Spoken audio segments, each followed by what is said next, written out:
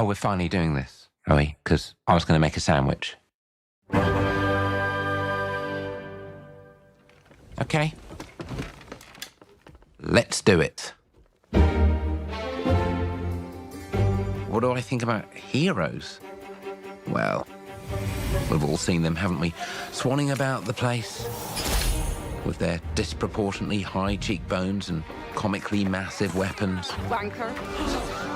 Roughing up bandits, because they like to rough up bandits, don't they? Living it up with the common folk every single night. On a day-to-day basis, I'd say the true hero is me, someone who's breaking new ground with fruit, with veg, on the agricultural side of things. Just look at them. Not wafting around mythical creatures.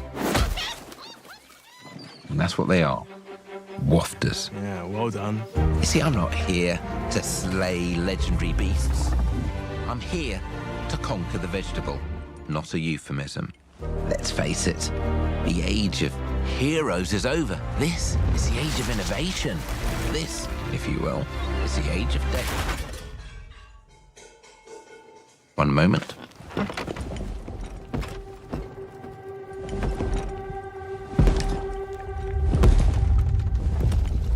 This is awkward. Yeah.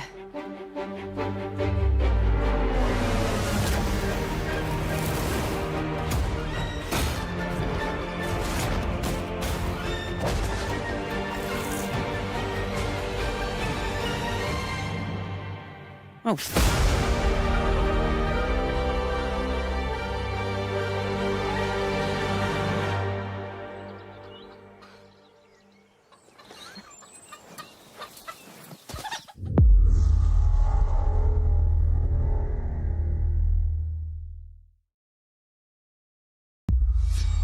World premiere.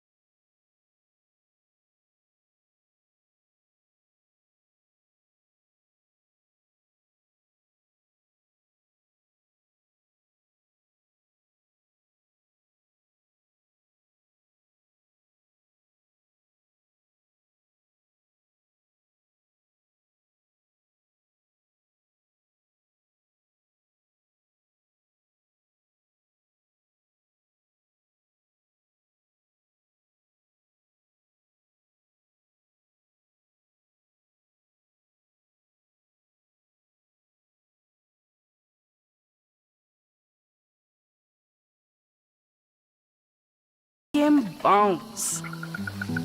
Been a while. So, you remember that favor you owe me? I'm looking for a creature.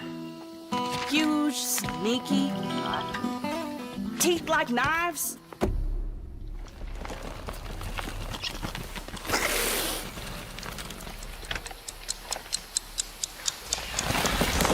No? Well, hey, how about you guys? No? Nobody? Not helpful.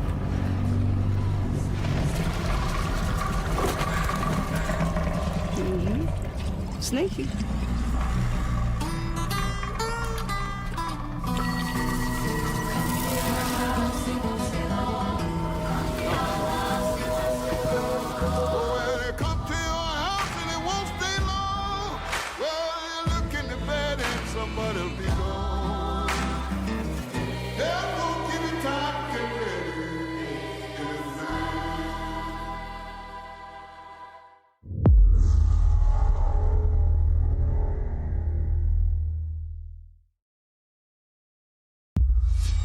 World premiere. These are dangerous times. At least that's what I hear. The Empire? They're everywhere.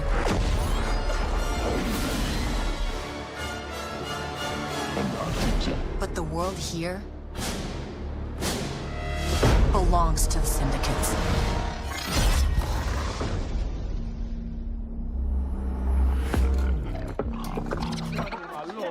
If I want to survive, I have to play their game.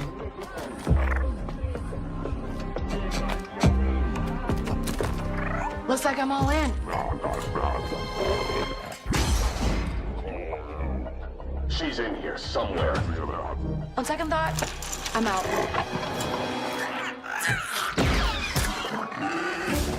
There she is.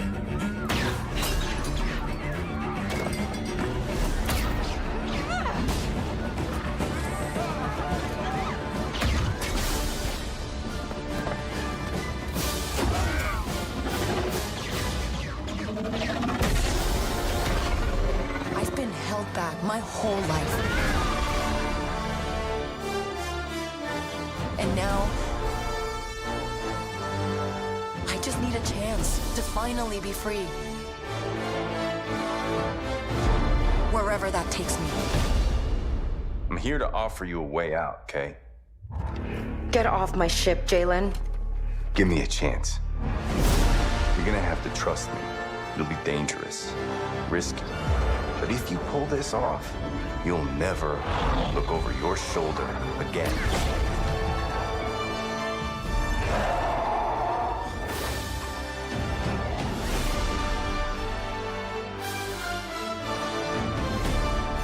The underworld shows no mercy. But it's a big galaxy out there, and I'm gonna risk it all.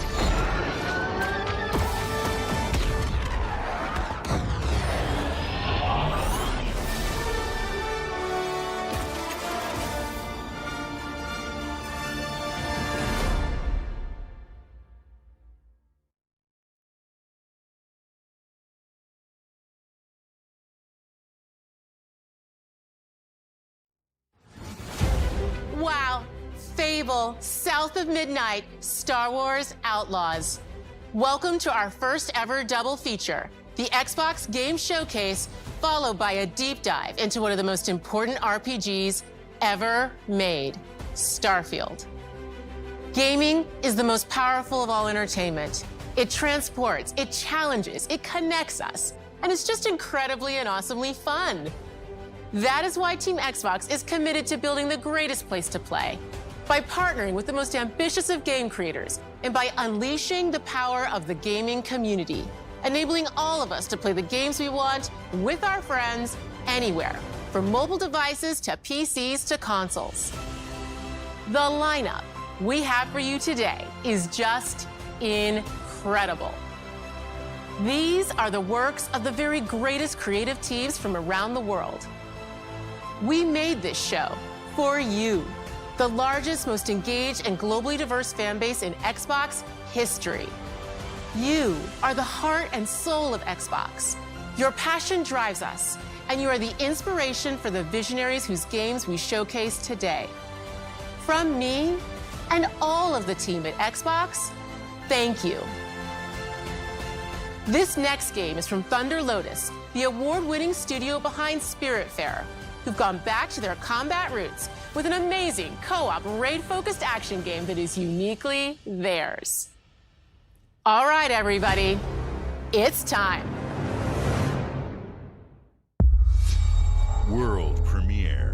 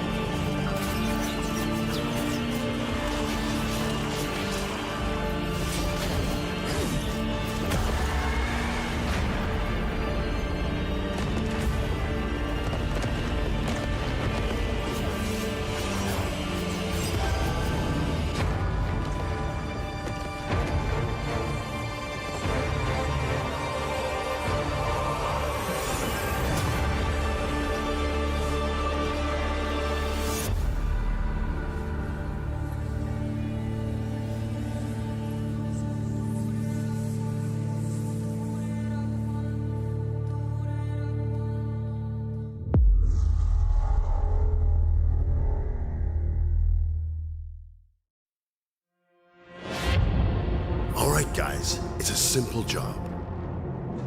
Just in and out. Nothing to it.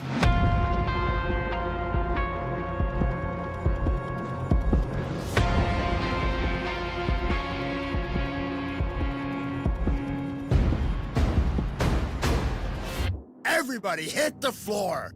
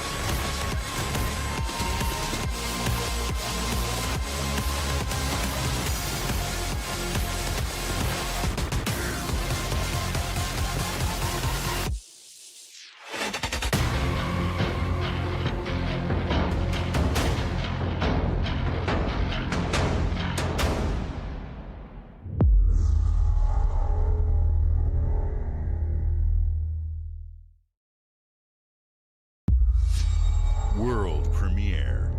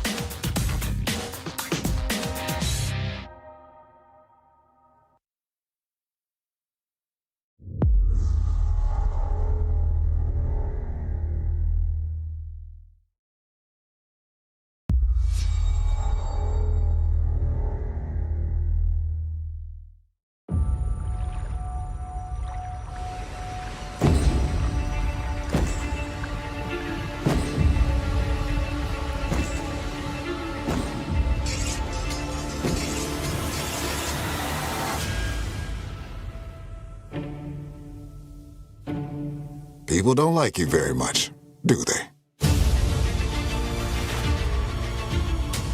Sent here to the living lands by an emperor who couldn't bother to come himself.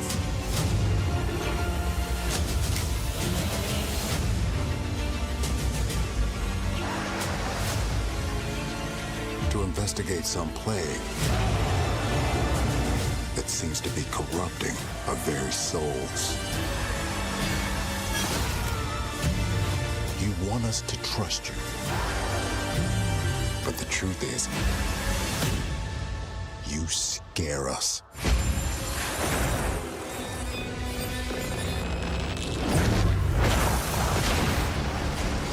The way you fight. The power you wield. The secrets you keep. You're either here to save us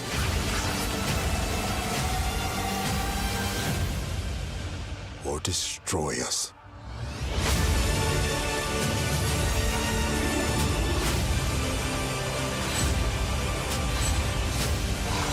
So now that you have all this power, what are you gonna do with it?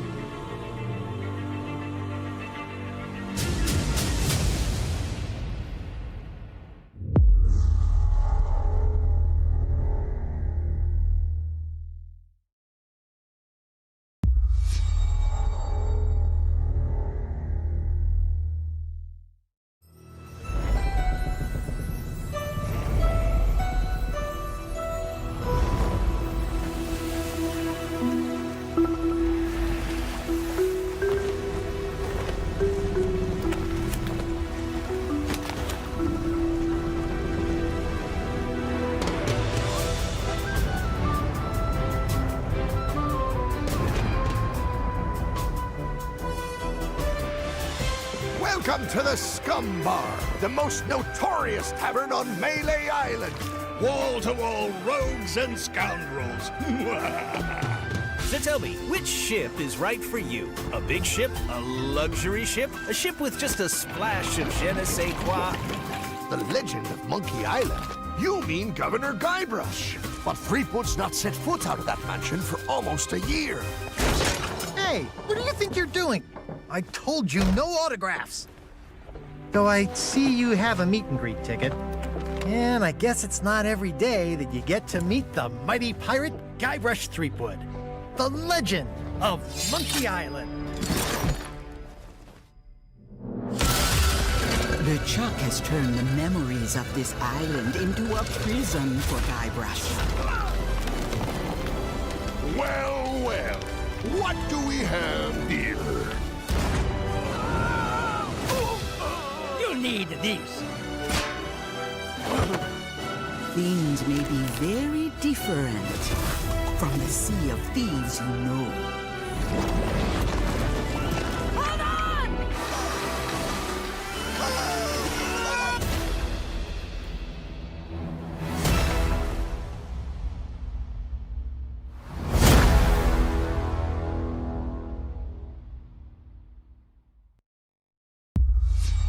World premiere.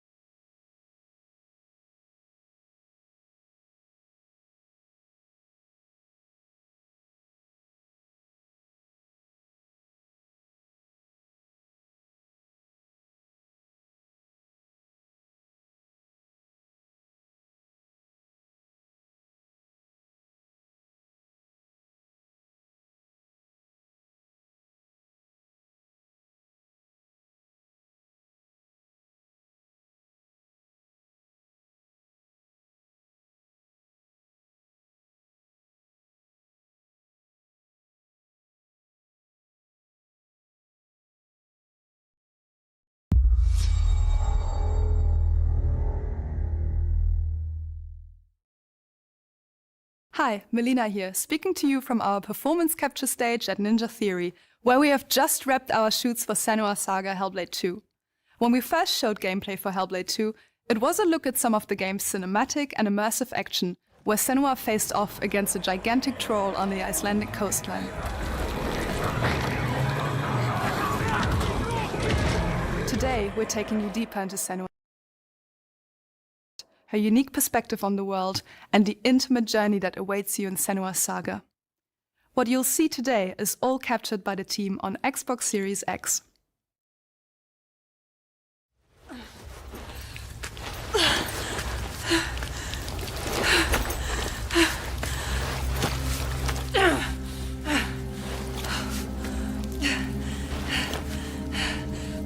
She can feel them slipping through her soul, following the threads of her mind. She's here to find them, the ones who hide. She needs their help with a promise, a question.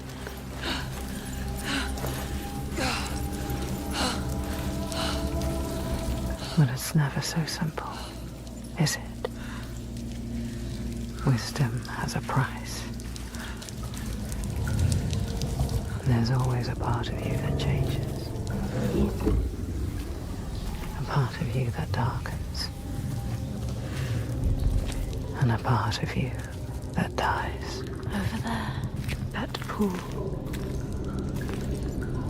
I can feel them. I can feel them everywhere. The lost ones. They are watching us.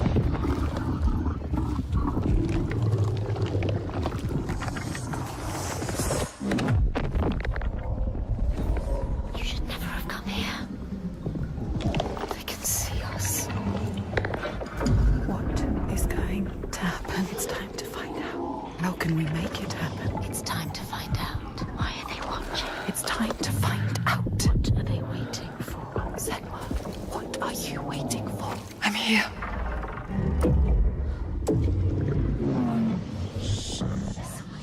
Watching. More than one.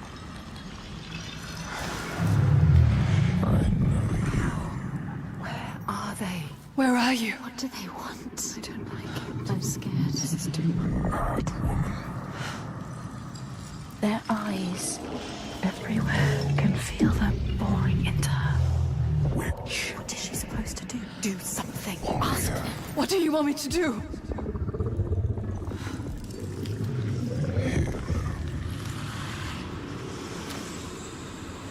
Lost souls fought through hell to find us. You were lost. Not anymore. Cool. Are you ready for what you will find here? What we will find. What if it's all for nothing? What is that? There. They are waiting. There. It's them. It's you. What will they do to her? What will we do to us? Touch it.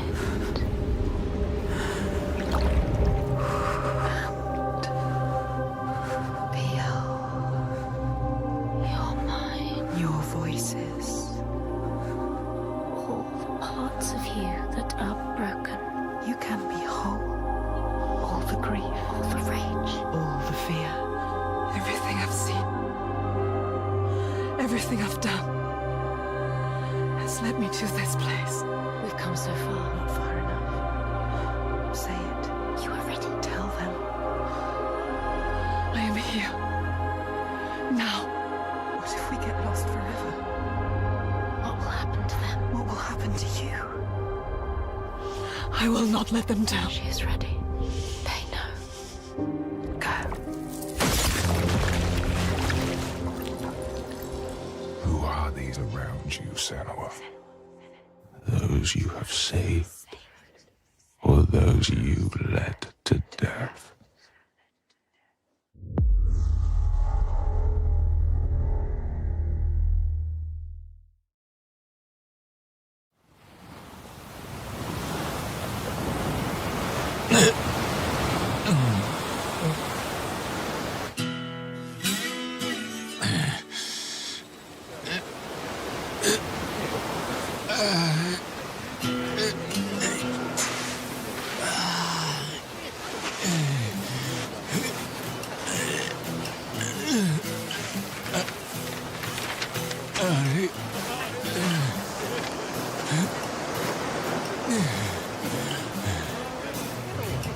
どこだここ。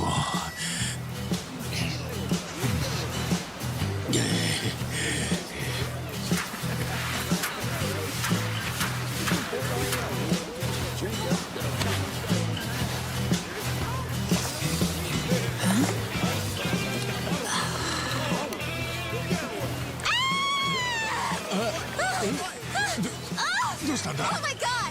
A stranger! なんだよ。どうかしたか？ Oh, surf's up, dude. Yeah, dude. Hang loose, bro. 俺がどうかしたのか？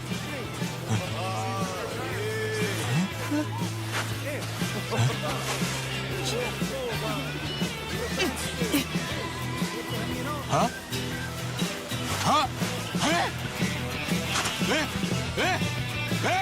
どうなってんだこり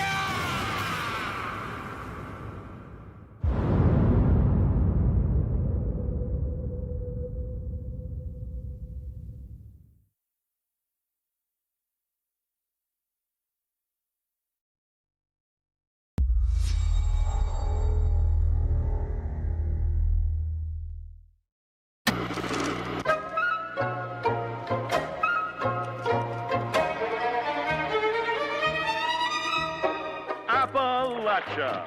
What a sight! A verdant wonderland of promise plucked from post-atomic blight. The fruit of years of prudent progress and determined reclamation, and 15 million dwellers worth of keen imagination. From the heart of West Virginia to the depths of the pit. Well, we owe it all to Vault 76. No matter if you roam alone or spend your time with friends, you'll find a home in Appalachia where the good times never end. There are relics to uncover from a time before the war, along with loads of friendly folks to meet and enemies galore. Our world is always changing. Greater foes are overthrown as we embark on expeditions into thrilling new unknowns. Yes, from Appalachian settlements to Nuka World on tour. You're never short on things to do or places to explore. Think you've seen it all, eh? Well, how about this? Pack your bags for an escape of Epicurean bliss. Put your rad shield on and fix your hair up pretty, because we're headed for the boardwalk of Atlantic City. So there you have it. Now you know. There's a million ways to make the wasteland your waste home. And when you hear adventure calling, when you're looking for some kicks, answer the call of Vault. Answer the call of Vault. Answer the call of Vault 76. Play it now with Xbox Game Pass.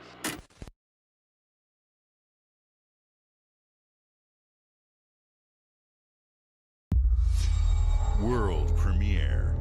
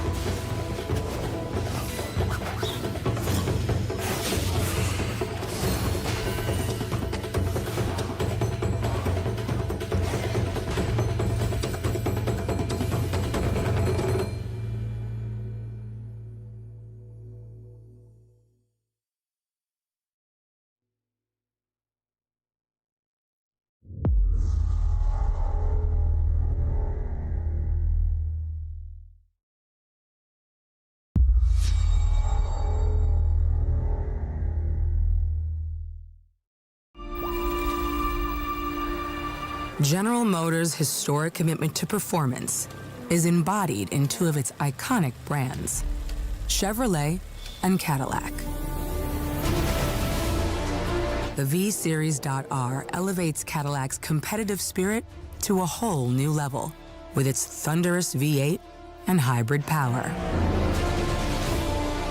The legendary Corvette has been a celebrated champion for decades. The all-new Chevrolet Corvette E-Ray continues that tradition. General Motors is proud to usher in a new era of competition with the innovators behind the new Forza Motorsport.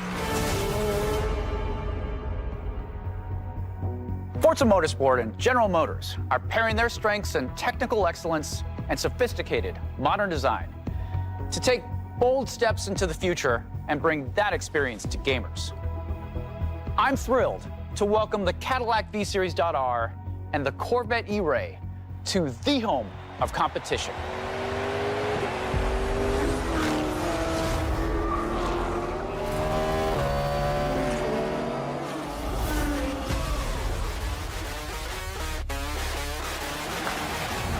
I know you're ready.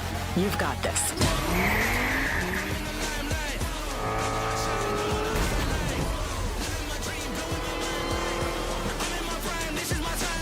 Let's tweak the car's performance for the next one. I'm feeling the vibe, taking my time like deep in the maze, making my shine bright. Whoa, I gotta make it, I'm going sky high. Never hold back, right. Yeah, I'm rolling,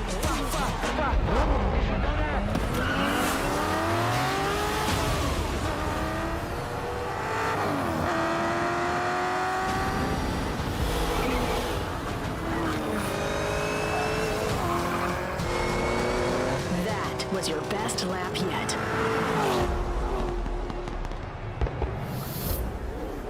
This is my timeline.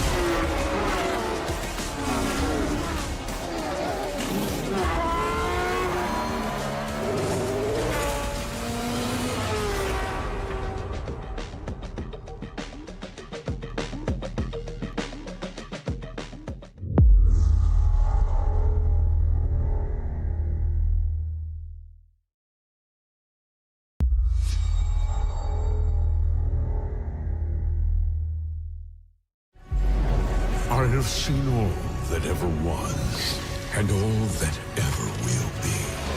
I have seen betrayal, endurance, ambition, and courage. I am the one who knows.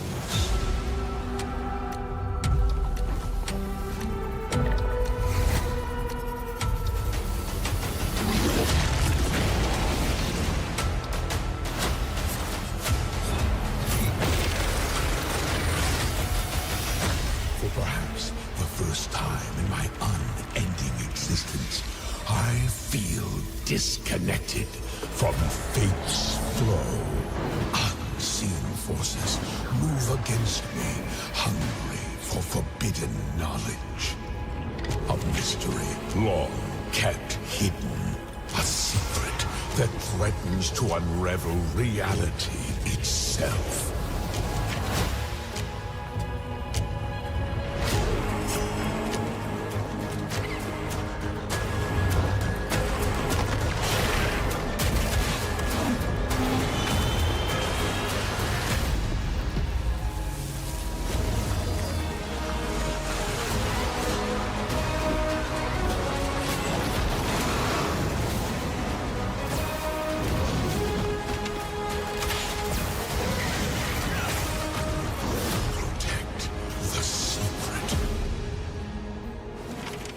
Save Tamriel.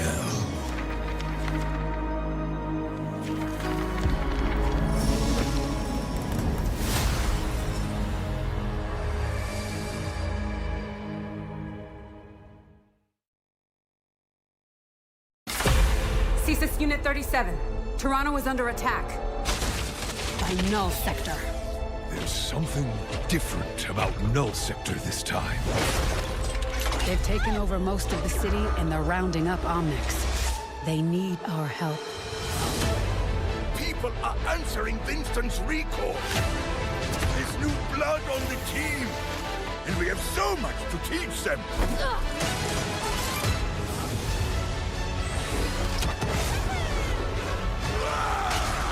If we can stop Null Sector, maybe we can save the city. Coming through! Been a while, Vivian. As if I didn't have enough problems already. So we fly up there, smash through anything that gets in our way, and what's another business? I hate to interrupt the moment, but I'm picking up reports of more attacks in other cities. It's a fight they want. I say let's give it to them.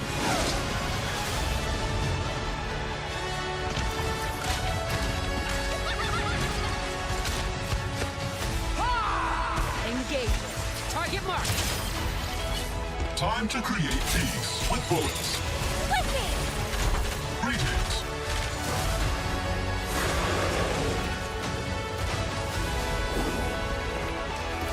Oh, yeah!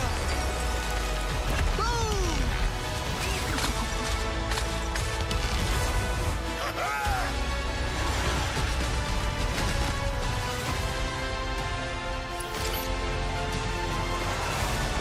The world is counting on us.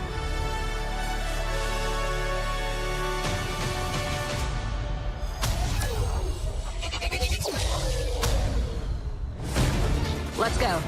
Shall we do this together? Fight with me! Engaging. Watch this! I saw that. Not bad.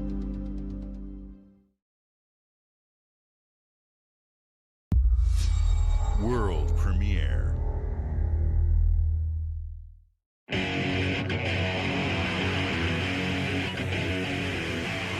What is this place? It looks like we're in a palace. What the hell is going on? Who are these people? No idea. But if they're attacking us, our only choice is fighting back. Hey, look over there! Can you get us out of here? So you're telling me you're thieves who steal hearts, and you just happened to stumble into this world? The Rebel Corps will always help the Phantom Thieves, just as the Phantom Thieves have helped the Rebel Corps. Never forget that we're a united force who can rely on each other. You should be grateful to have been made my subjects. But you're just mannerless little brats. Unfortunately, returning will be no easy feat. Somewhere deep inside, I know you realize things can't go on like this. So, will you take a stand beside us? Yeah! Let's show them what we got!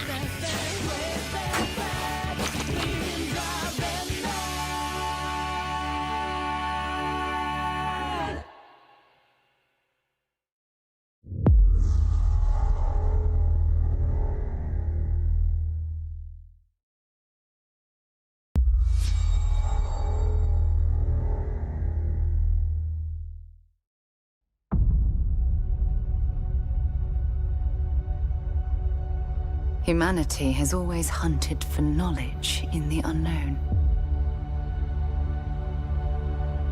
The wonder is, not that the field of stars is so vast,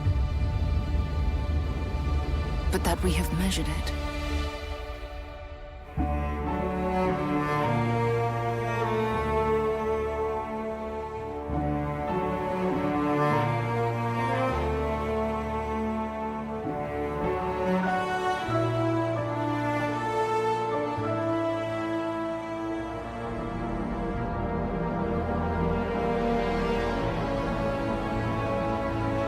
We're all here because we're committed to the biggest question of all. What's out there?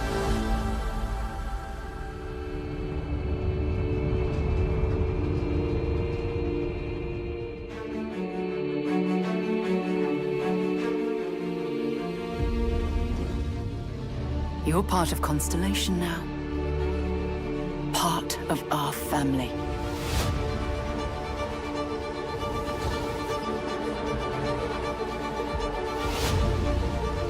We do not fully understand all that is at work here. No finer group in the stars to be unraveling this mystery. I'll follow you from here on out, Captain. Grab jump is ready. I love this part.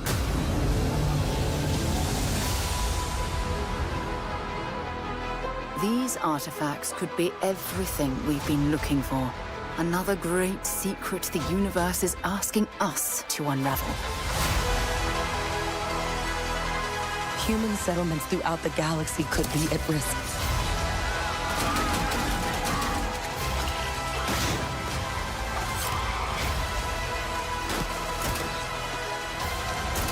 We are not stopping. Whatever lies at the end of this road will change humanity forever.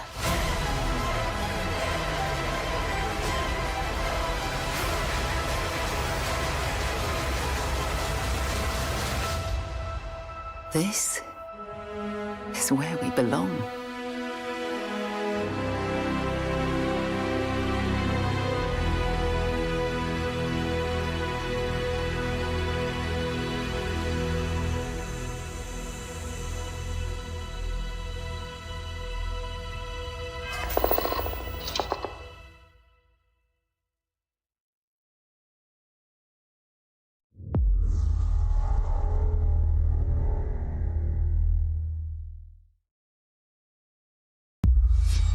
World premiere.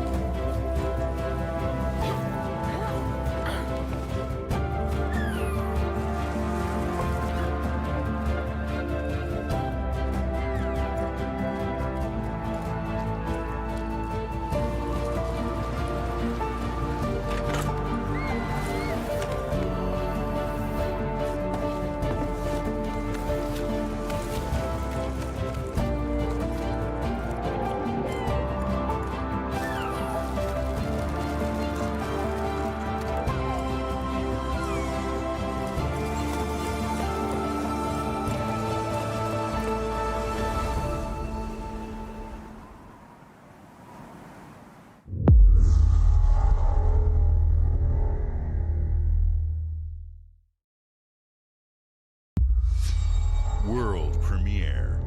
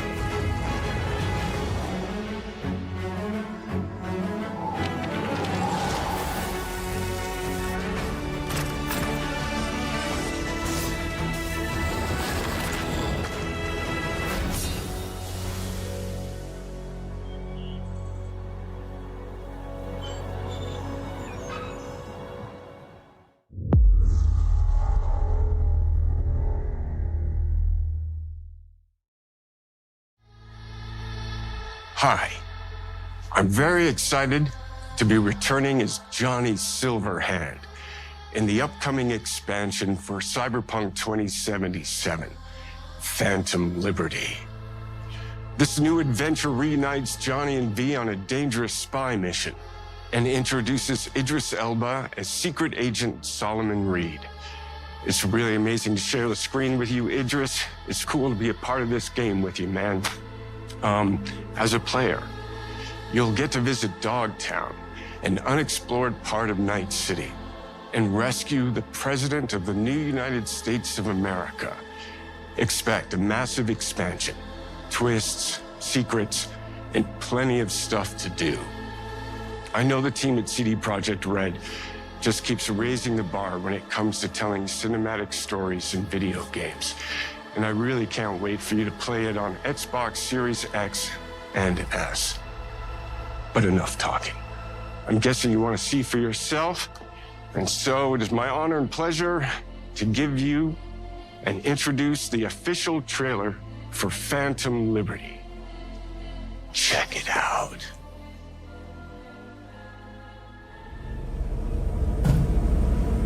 There's gotta be a way out of this. Johnny, I'm dying. There's nothing can stop that.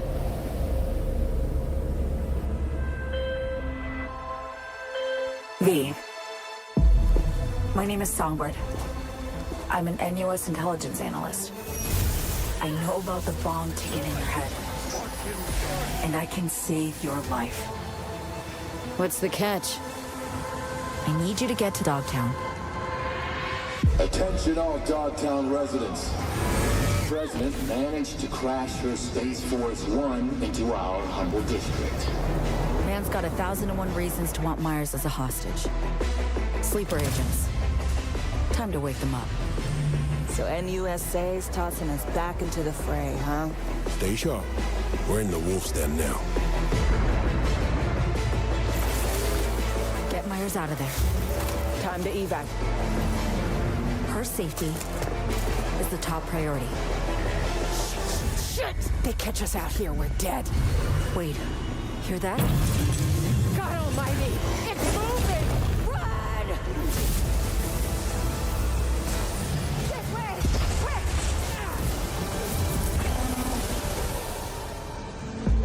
Someone ratted us out. You know, V, treason ain't ever black and white. It's a charade, V. Wherever she goes, people get hurt. Bodies drop. Just want what Songbird promised me. The cure. The situation's changed. You need to know if you're with me. Illusion of freedom draws in the desperate. Pick your truth, V. Come on. Got iron in your hand. Gotta put it to someone's head. Pull the trigger. If I don't do anything, and do it soon, I'll die.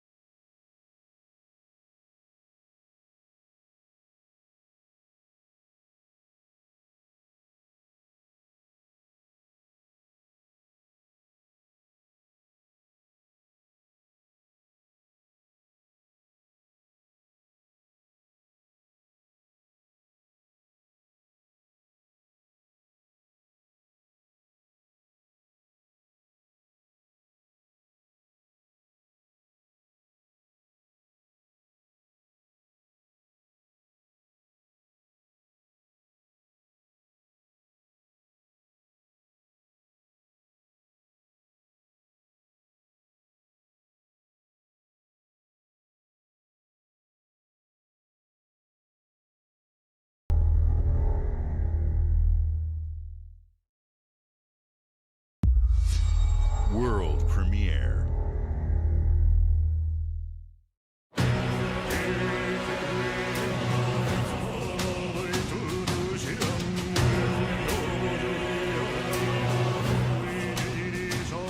"国民の信託を最も集めし者が次なる王となる資格を得るものとする。陛下のお命が奪われるなど。汝定めを課せられし子よ、憂いを抱える旅人よ。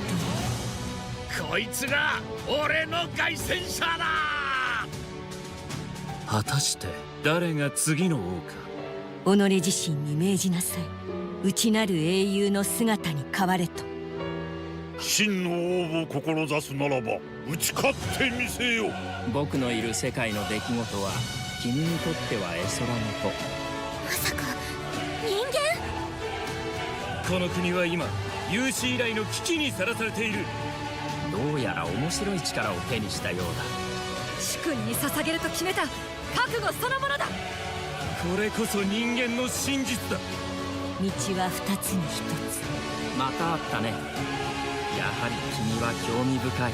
今こそあんた自身がそうなる番よ。正義かどうかじゃない。誰もが恐れと不安に負けそうで。理想を貫け。何が正しいのかわからない。全ての始まりはあなたの持つ小説。幻想はただの絵空事なんかじゃない。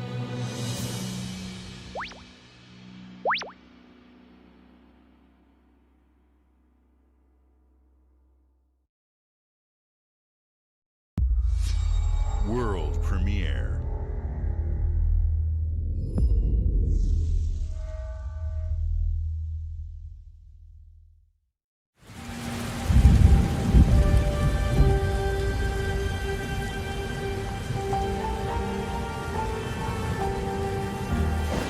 Humanity's cities have fallen. Our people's only means of survival is to seek sanctuary here, in the Belfry. You must explore this world to find the origins of this evil.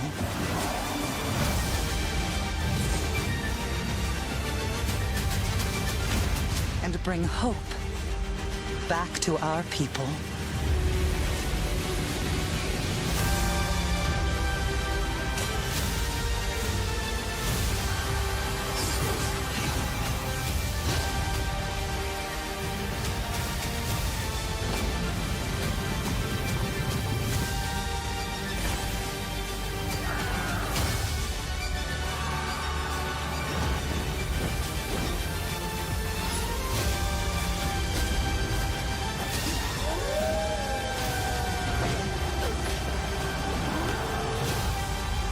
Together, you can save humanity.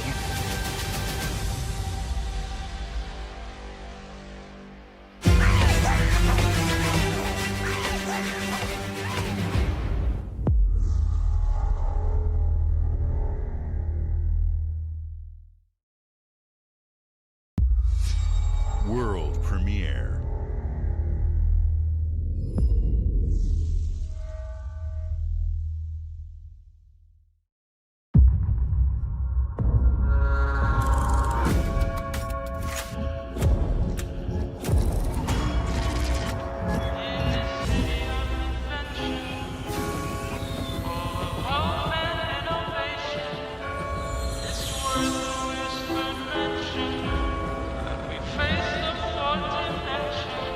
This city is a miracle of progress.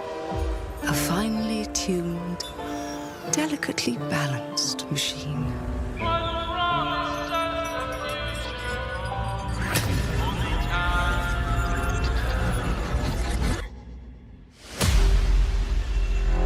But it only takes one rebellious little gear to ruin everything. If you resist my rule,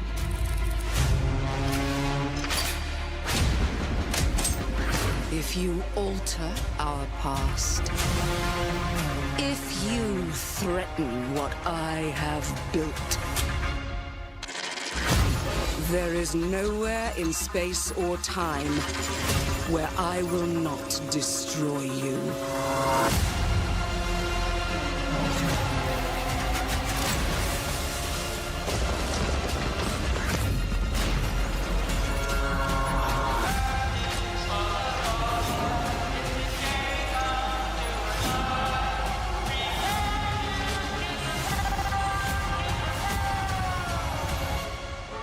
Oh no. What did I do? Any last words before my friend puts one in your scalp?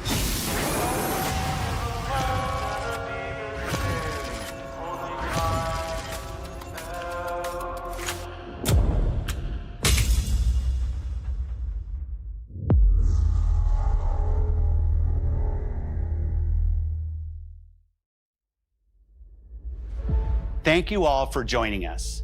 Today is a special day for me and the team. I'm excited to see 11 games showcased from our first-party studios. We opened with Fable from Playground Games, which will bring the franchise into the modern era while staying true to its British style and humor. Compulsion and In Exile shared their first original experiences since joining Xbox with South of Midnight and Clockwork Revolution. And we are thrilled at how Avowed is shaping up for release next year from the RPG masters at Obsidian. In addition to Avowed, our studios will deliver Hellblade 2, an all-new Microsoft Flight Simulator, Towerborn, and more in 2024. Later this month, players can look forward to Elder Scrolls Online Necrom and Sea of Thieves Monkey Island. As we look to holiday, we will launch Starfield and Forza Motorsport, both built for Xbox Series X, S, and PC. We are also honored to share 14 games today from our creative partners, like Star Wars Outlaws from Ubisoft Massive in collaboration with Lucasfilm Games, 33 Immortals from Thunder Lotus, Kunitsu Gami, Path of the Goddess from Capcom, and more Persona games coming to Game Pass thanks to our continued partnership with Sega Atlas. I'd also like to congratulate the Studio Zero team on Metaphor Refantazio. It's great to be able to premiere what is next from the creators of Persona here in our showcase. We are focused on putting our players and game creators first in everything we do. No matter if you choose to play on Xbox, PC, or over the cloud, all gamers are welcome here at Xbox. When it comes to our consoles, we have heard your feedback on two fronts. First, we have significantly increased our supply of Xbox Series X, making it easier for fans to find globally. Second, we know you've wanted more storage with Xbox Series S, and I'm excited to share we have some news there as well.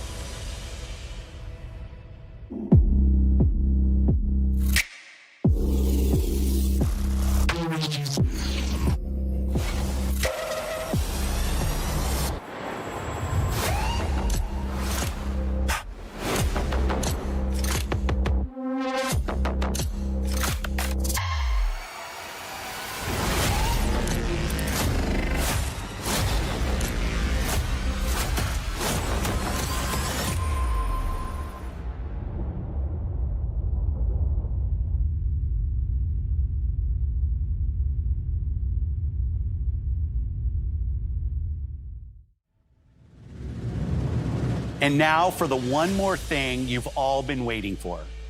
Prepare for the most comprehensive deep dive we've ever done for the biggest game we've ever built.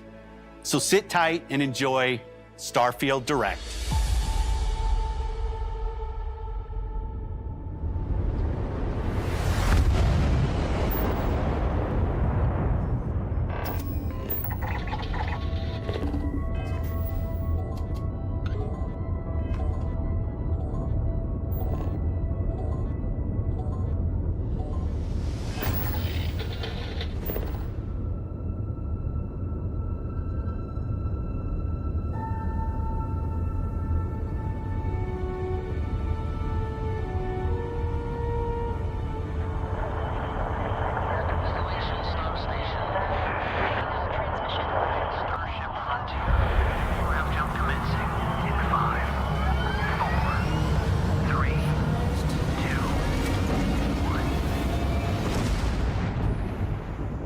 Hey everyone, thank you so much for joining us today and welcome to Bethesda Game Studios. You know, we've been so lucky over the decades to make the kind of games that we love here. And that's thanks to all of you, from the Elder Scrolls to Fallout. We love creating these worlds and playing in them just as much as you do. And throughout all that time, we'd often talk about and dream up the space game. What if we could take that feeling of being who you want to be and exploring a new world, but set it in space, where you weren't really limited in where you could go or what you could do? And that is Starfield. Obviously, we've come a long way since then with the games we've built, our technology, and all of us here in the studio. We've done so much together, but, well, we've never tried to make a game like this. Today, you'll get to hear from many on the team and see so much of what we think makes our game special. So let's jump in and take a look.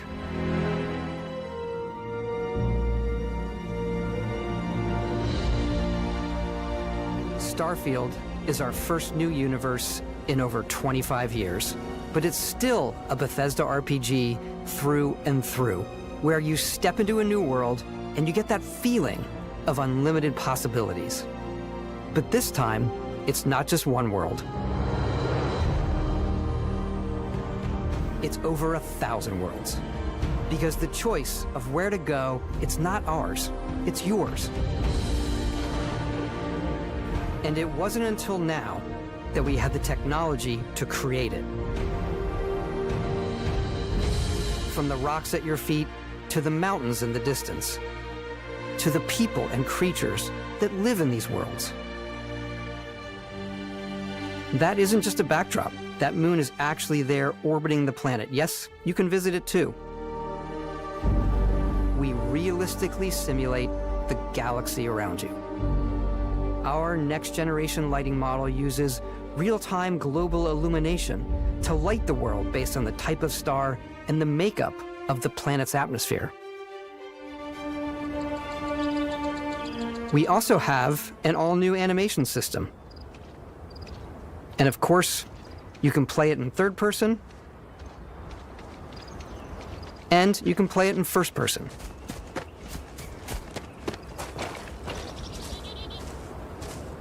We love exploration and rewarding it, but you do explore differently in this game given its scale. That usually involves exploring an area you've landed in. You can collect resources,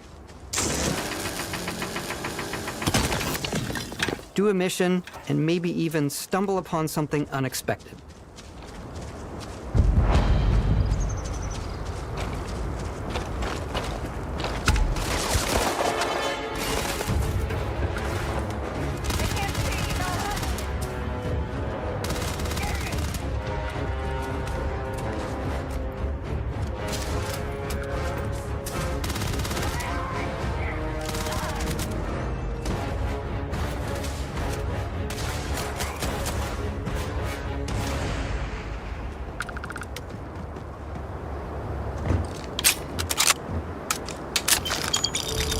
We do love stuff and all of the items allowing you to pick everything up, and you can view all that in your data menu. This is the hub for everything you're doing, from your skills to your ship, your missions, and your inventory. We love to pack a ton of detail in every object, from all of your weapons, to spacesuits, to food. We just obsess over the details, and food. We obsess over food. When you're done exploring, you can walk back or fast travel to your ship. We have companions and crew you can take with you. I left Vasco here back at my ship.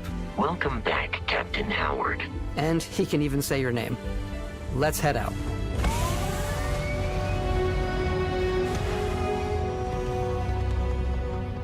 Our mission was to convey the wonder and majesty of space exploration, to evoke the romance of the golden age of early spaceflight. And we've been referring to this approach as NASA Punk. This means a design language where the tech is advanced, yet still looks grounded and relatable.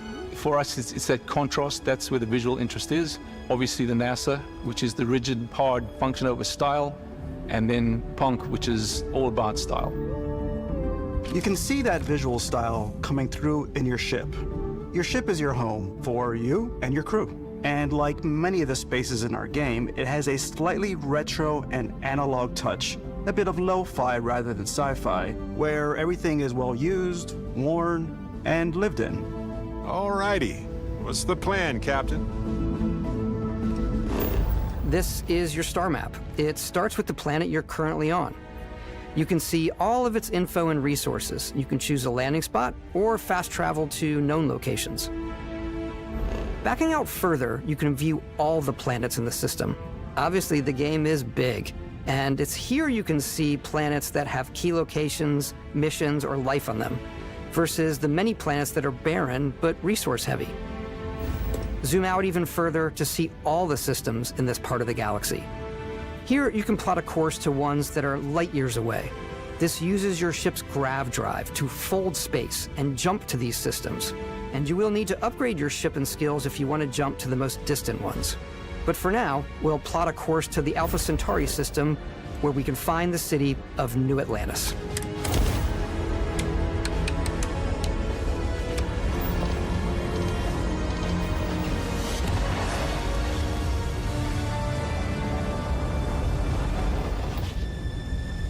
Welcome to UC Space. Maintain your current course while we scan your ship's cargo. Scan complete. You are cleared for landing at New Atlantis.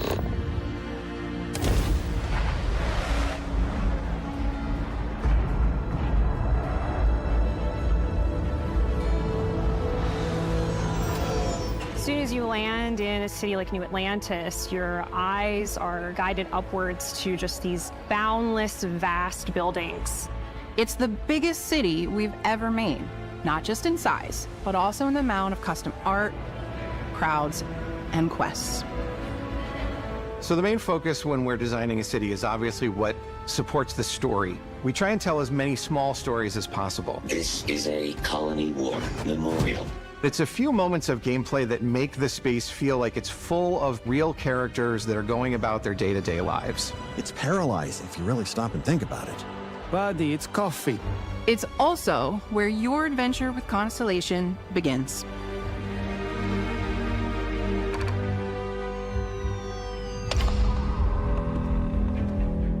Welcome to Constellation. We have a lot to talk about. By the time you meet them, Constellation is sort of seen as this mythical group. Most people don't even know they exist anymore. They're the last true explorers in the galaxy, and they're trying to find the answers to some of humanity's biggest questions. The artifacts are so different, so alien, and I'm certain one of them reached out and spoke to you. The artifact.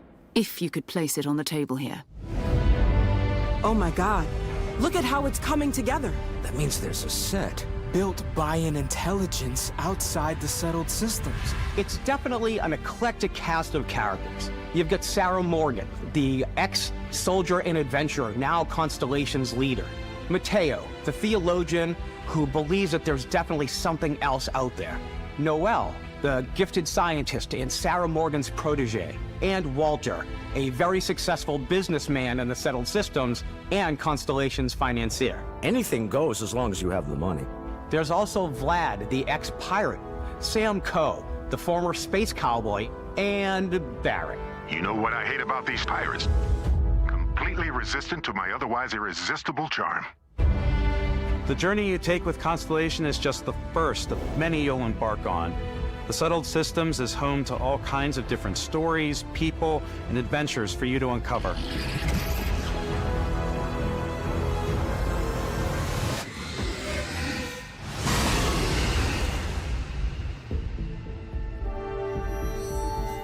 The United Colonies is where you'll find New Atlantis, the first major human settlement in space. The people who live here value law, discipline, and the legacy of humanity. They consider themselves the true children of Earth. You ever think of joining up with the Vanguard? Help the United Colonies, even get your UC citizenship? New Atlantis isn't the only city within the United Colonies.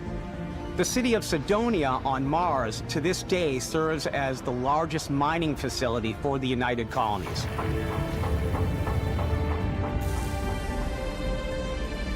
Beyond the United Colonies' reach, you might find yourself in a much more wild and independent coalition of star systems. This is Freestar Collective Space.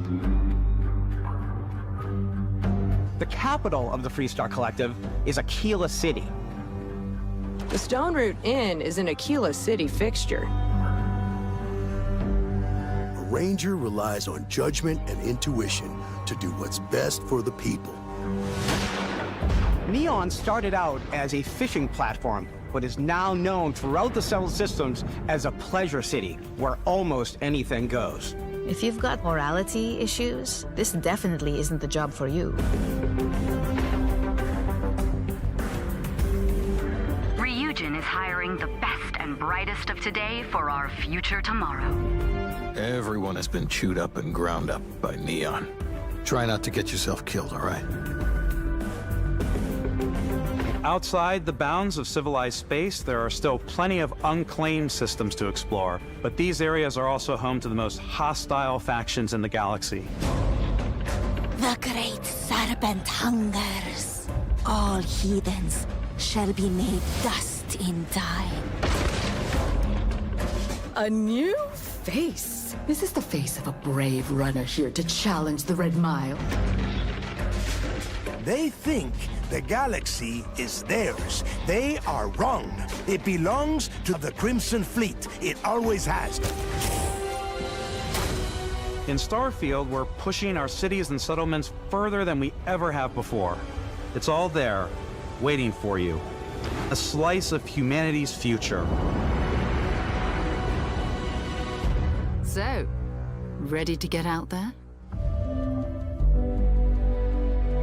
Throughout the galaxy, there are so many things to see and stories to experience. But the most important story is the one that you tell. I'm the type of person who spends hours in character creation, and I think people are going to be really excited when they see all of the improvements we've made.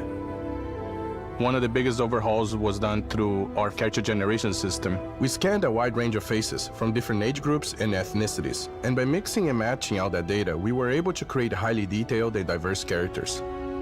We use that exact system to create all of the characters and NPCs you're going to see in the game. So any character you see almost always is a character you could make yourself.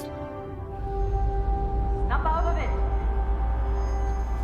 Hey, come on, come on. Okay, take it easy. You were out cold. No physical damage. Mentally, the jury's still out. You know who you are? New recruit for Argos Extractors? Ring any bells? Any of this look familiar? You start your character creation journey as though you're cycling through employee records. You'll pick from a lineup of 40 presets, and that'll be your starting point. Your journey from there can be as detailed or as quick as you want it to be. This new system has more to offer than ever before. It's also the simplest character generation system we've ever had. We let the player get as close as possible to make whatever they want. With the various facial morphs you can blend together, the dermesthetic and makeup, blemishes, scars, piercings, teeth settings, it's a lot, but I think it's the most fun to use. Character creation is more than just how you look. This is also where you start to decide who you want to be. That's where backgrounds come in. Backgrounds give you a bit of backstory and start you out with 3 basic skills. From chef to Dusty. You know, the crew still has a betting pool about which restaurant critic you must have crossed to wind up here. What's great about backgrounds is you never know when yours is going to come in handy. You could be in the middle of a fancy restaurant talking to some guy, and suddenly you learn he needs a beast hunter to help track down a monster. Fine. I probably should stick to professionals anyway, given what happened the last time. We're also giving you the option to customize your build even further by letting you pick up to 3 traits. Traits are completely optional, and they come with their own advantages and disadvantages. You could choose to meet your biggest fan. By Vectera, by Vectera! Is it really, really you? He'll join your crew, and he'll give you gifts if you're willing to put up with his constant commentary. I can't believe I get to stand near you, breathing the same air. I've got to have every molecule. My favorite trait is kid stuff. You have to pay some credits to support your parents, but they're very sweet, and it's really fun to go visit them. Honey, we got ourselves a visitor. Oh my God! I came across some hostile zealots in space, but because I had chosen a trait that made me the same religion as them, I was able to get by without any issues. There's another great one that gives you a damage buff when your health is low, but mercenaries will randomly show up and try to kill you. No matter what you choose, there will be plenty of ways for you to tell your story. And if you want to remove a trait, there are ways to do that too. What a view! It's a feast for the eyes. Off we go to another adventure. We'll let you discover that on your own.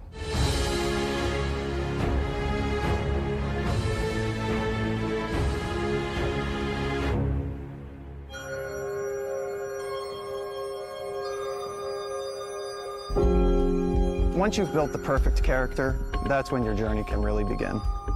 We took what we loved about skills and perks from our previous games and put them together to create an all-new skill system. Each time you level up, you get a skill point, which can be used to unlock or rank up skills. Ranks are unlocked by completing challenges associated with that skill. Challenges become increasingly difficult as you work your way to higher ranks. With our 5 different skill trees and 4 ranks per skill, there's a lot to choose from. I like the Xenosociology skill because it lets you mind control aliens. Boost pack out of the gate. I'm boost packing everywhere.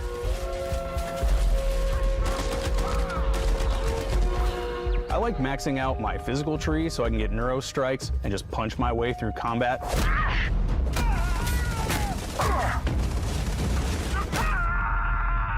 That one's a lot of fun. Invest in the skills that suit your playstyle. I'm very much a stealth player. So, I'm out there pickpocketing everyone.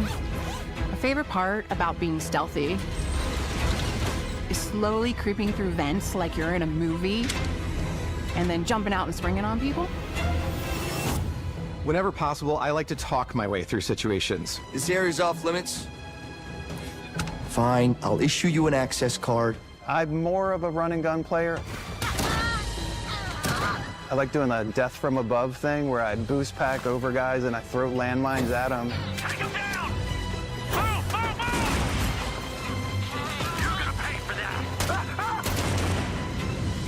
I like blowing stuff up.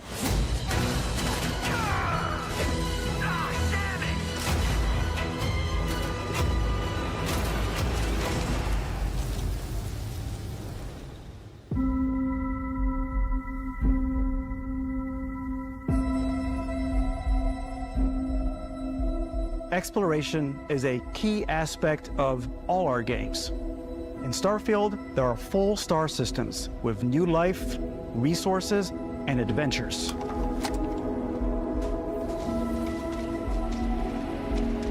Our team worked hard to strike a balance between fun and realism. We studied data from NASA and a multitude of other sources to help us make the world feel believable. From the way we approached planetary atmospheres to the way we placed biomes based on the planet's distance from the sun. Once we had created a grounded world, we could start looking at all the things that make that world fun. When you leave a planet and head into space, you'll be navigating asteroid fields, having chance meetings with interesting strangers, dogfighting in space, and exploring derelict ships.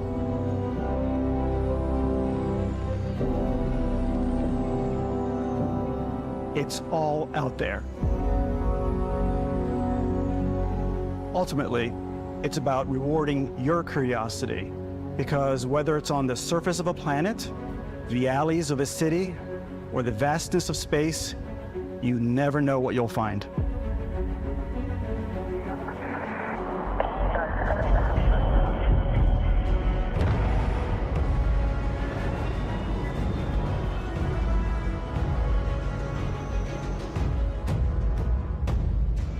Space exploration is possible thanks to your ship. Your ship is almost like having another character or home you can make all your own. I think you'll be blown away by the amount of stuff you can do. You can buy a ship. I'm sure you can find something you like. Customize and upgrade that ship. And hire a crew to keep it up and running.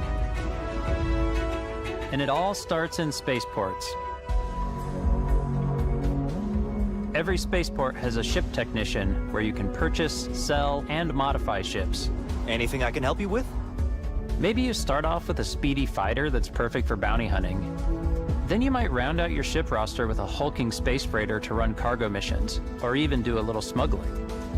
For now, though, we're going to take our starting ship, the Frontier, and make some changes. You can customize and upgrade everything you see here, and you have two ways to do that. You can quickly upgrade individual systems like your weapons or shields, or you can deep dive and enter the shipbuilder mode. Here you can change anything from the systems to the look and layout. Adding a new habitat module can give you more room for crew. Adding cowling can change your ship's overall silhouette. An improved grav drive allows for longer distance space jumps. You can even fully customize your paint job to get the exact look you want. The parts you choose to build with don't just affect your ship's stats. They'll also affect what you can do inside your ship. You can have modules for crafting or for storing and displaying your weapons. Starfield's in-game ship manufacturers bring their own look and feel to every piece of your ship. From living quarters to cargo holds, mess halls, and control rooms.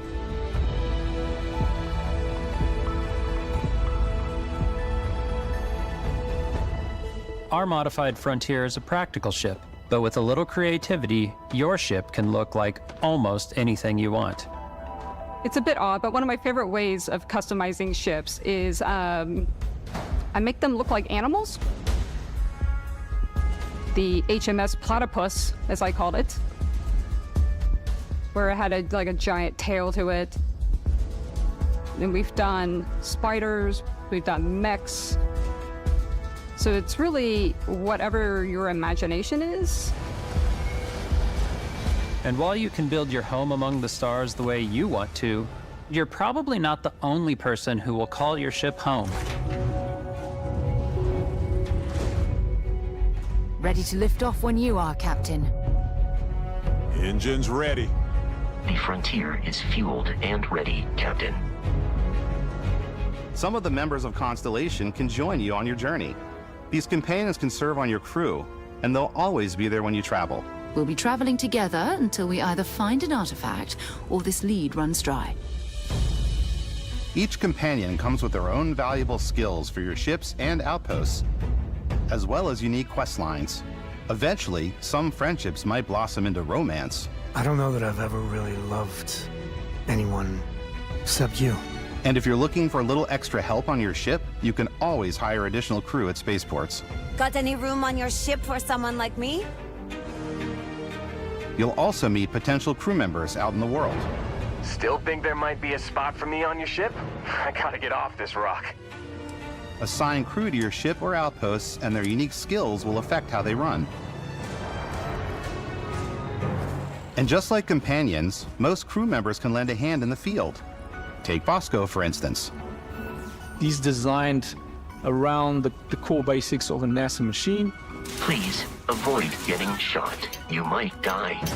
I still wanted to give it almost a humanoid personality, so I elongated the limbs. This tends to make him feel more human-like and give him a little personality. It is a shame exploration requires so much bloodshed. Using the shipbuilding tools and crew selection features in Starfield, you'll be able to build and captain the ship of your dreams. And now, let's take to the sky.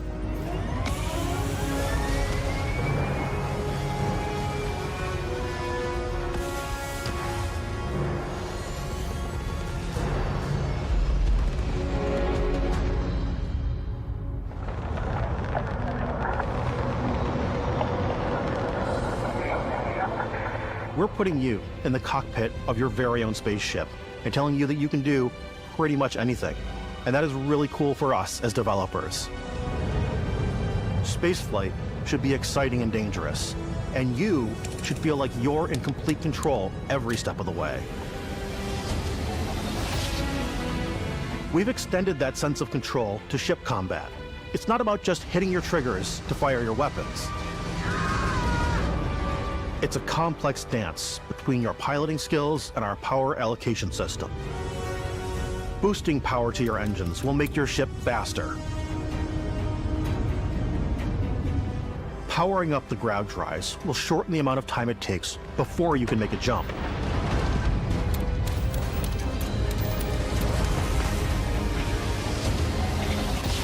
And moving your power to your weapons and shields means you're ready for a fight. You should always be on your toes because you're not alone out there.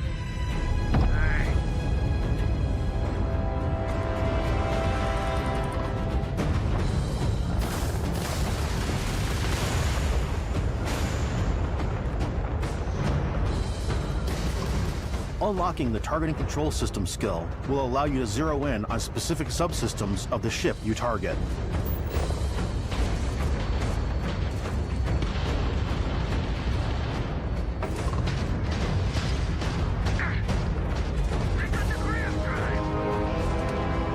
After destroying an enemy ship, you can loot the remains from your cockpit. You can always turn any ship that engages you into scrap.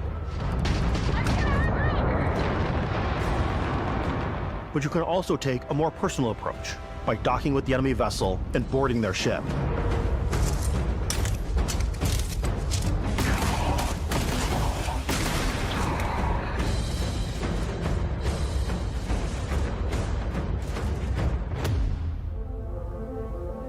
Once you've taken control of an enemy ship, it's yours. Add it to your fleet and retrieve it at any spaceport. But space is way more than fighting for your life. Just like when you're planetside, there are plenty of sights to see and stops to make on the way to your next adventure. Like these massive star yards. Walk the halls, talk to the crew, maybe get talked into buying a whole new ship. A civilian in my star yard. Let's see about getting you a proper ship, one worthy of you. Maybe you'll dock with a gigantic battleship, like the UC Vigilance.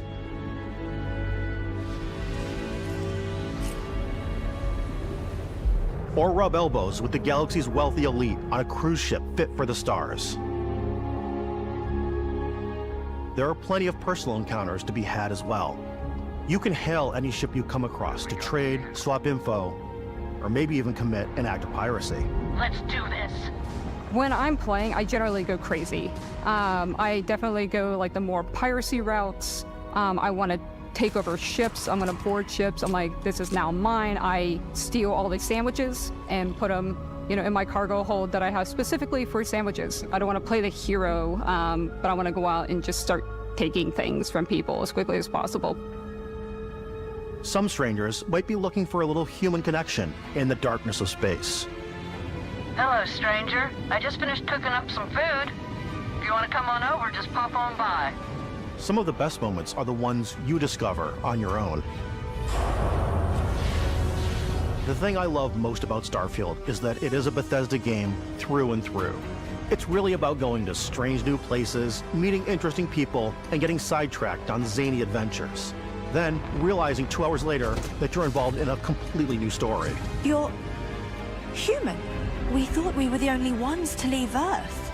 That DNA is so present here. It's in our random encounters, it's in our handcrafted quests, and it feels so cool to play it and just make your own path in this universe. There are over 1,000 planets out there, just waiting for you to visit. We want you to feel like explorers, breaking ground on new planets, exploring every inch of a mostly untouched galaxy. We want you to feel hopeful. We want you to feel this sense of awe and wonder, and sometimes a little fear. We're giving you a massive playground and a ton of toys, and just setting you free.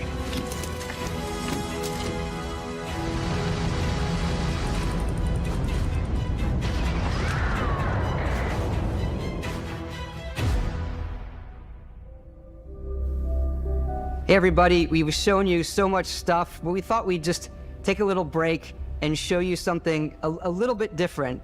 You know, we put so much detail into our game worlds, and we love the opportunity to bring that into the real world with our collector's editions. And for this game, we've done a watch. It is the Constellation Explorer's Watch.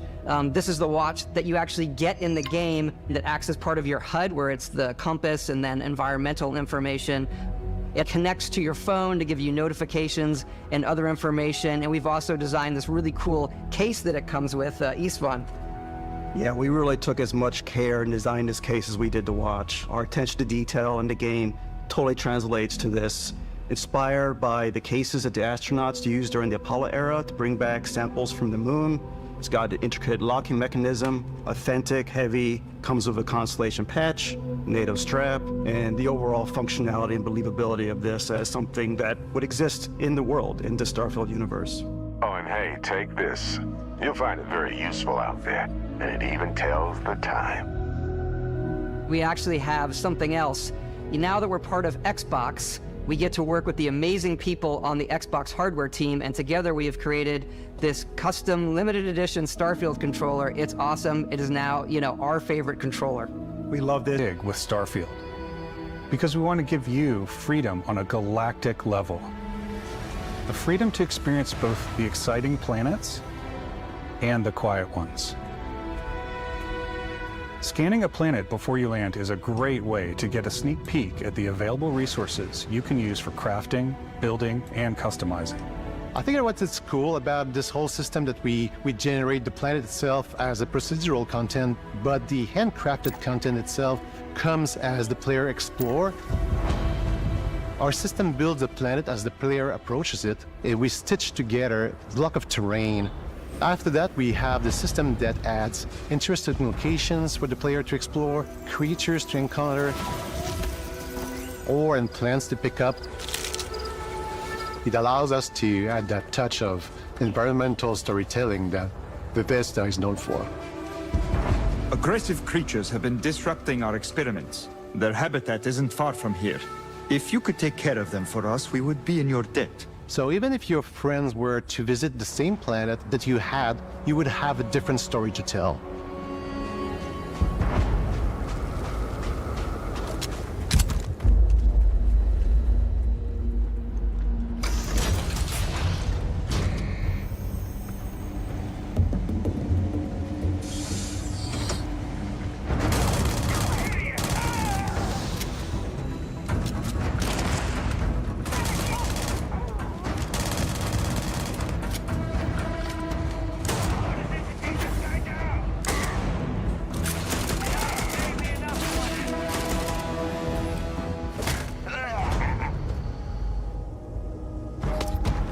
It's completely up to you how you want to interact with each planet, whether you want to explore and see what you can find, harvest resources and be on your way,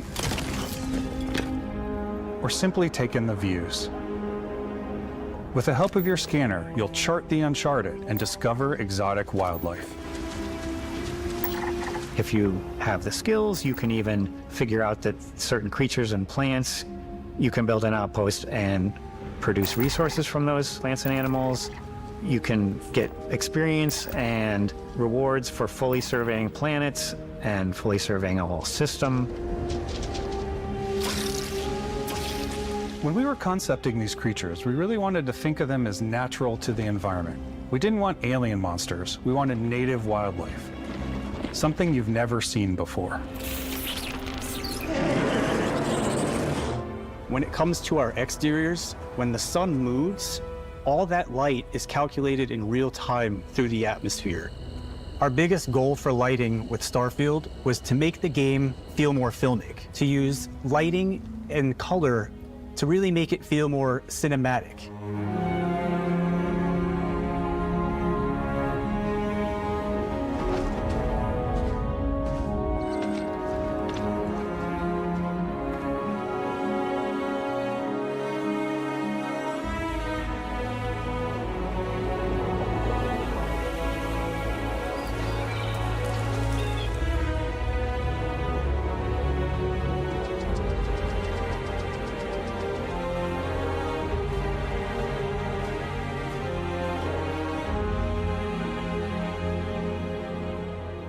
After some exploring, you can find a spot to set up a base camp. Outposts can be built almost anywhere on any planet. And the habitat modules come in all shapes and sizes, filling all different purposes. You can even live in them. Assign crew and companions to work at your outposts for added bonuses and set up extractors to harvest resources while you're away. Something cool we have this time is we have a new fly cam where you can toggle between on-foot building, or you can now use a top-down isometric camera, which helps plan out larger parts of the outpost and placing those larger halves. So that way you can really plan your structures and what the overall feel of your outpost is. And then when you're on your feet, you can really decorate and fine-tune things much easier.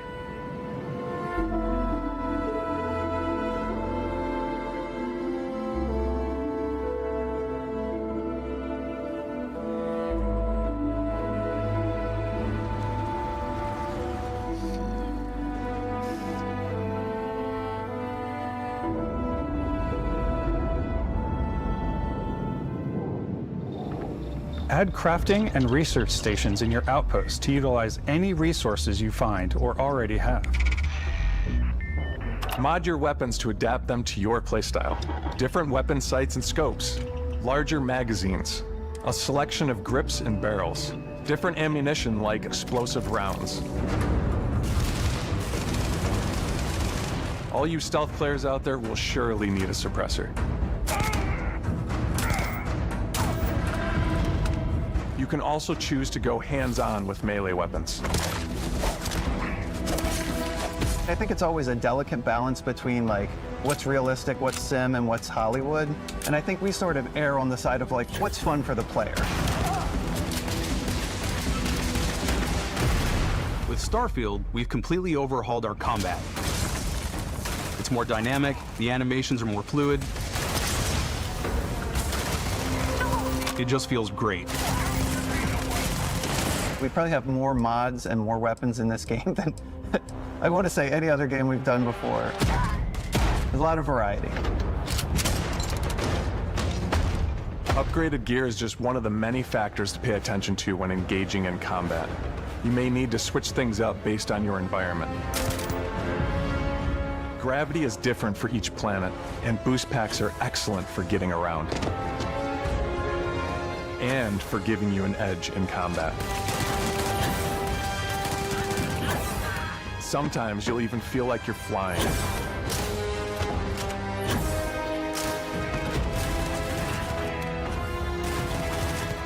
Zero-gravity environments pose a different challenge.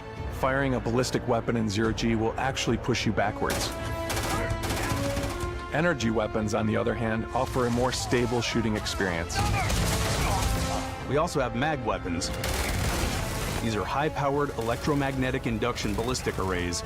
Each barrel has its own targeting laser and can dish out some serious damage.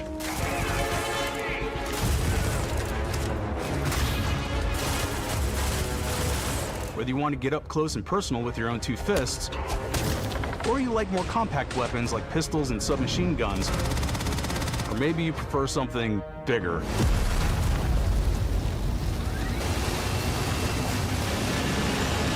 Starfield's got you covered.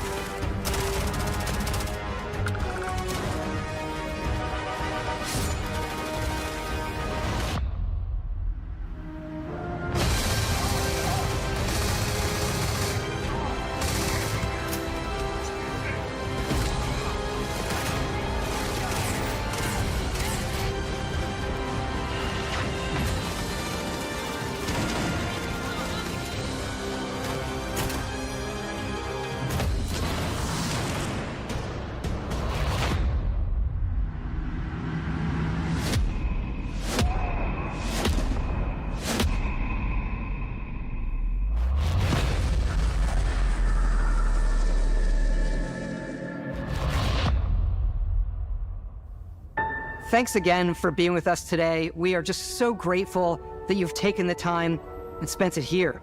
I know there was probably a lot to take in. There's a lot to the game, even more than we could show here.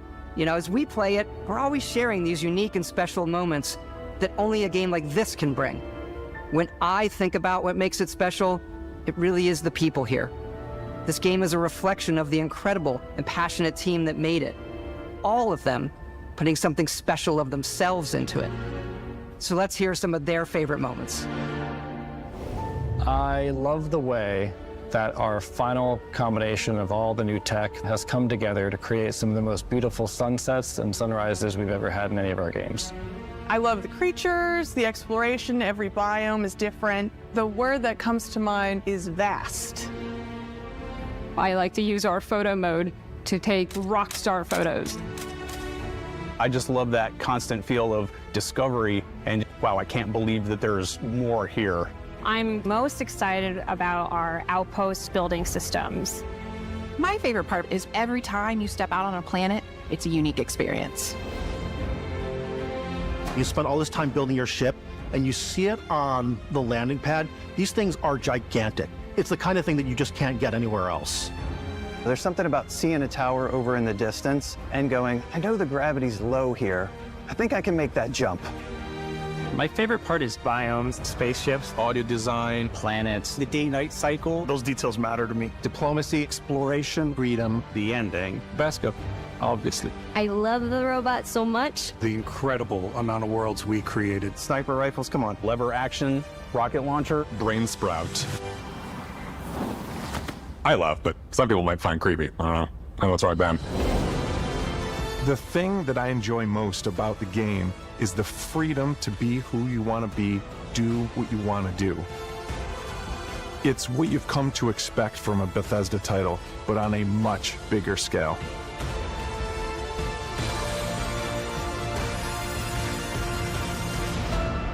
On behalf of all of us, we can't wait for you to play Starfield and make your own special moments. Let's go. Good luck, Constellation. You are go for launch.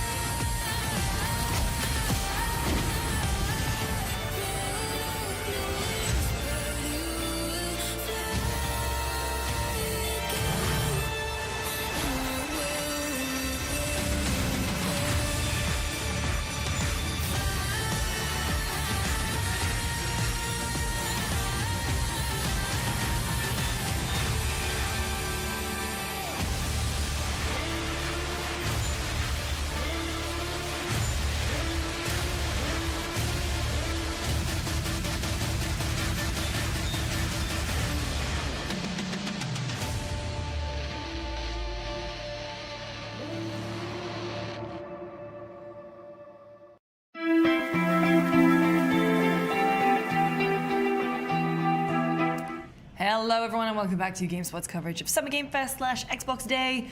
We've just been watching the Xbox and Starfield showcase. There was a lot to take in. A lot to take in. I mean, there was one particular game that had quite a bit to absorb. And it was Fable. So we're going to chat about what we've seen, and obviously there is a bunch of exciting stuff, so let's get cracking. I'm Lucy, joined again by Kurt Indovina. Hi. And Tamu Hussein. Big freak.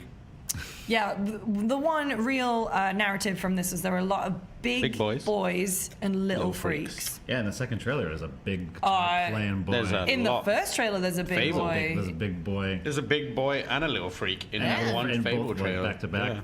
Looking up. So we got a look at the new Fable with Richard Ayoade. Yeah, which was surprising. I mean, I don't know. Like, it feels like, you know, like thinking back to when Fable first came out. Yeah, you would, if you're having British people, you would have a John Cleese, you'd have your Stephen Fry.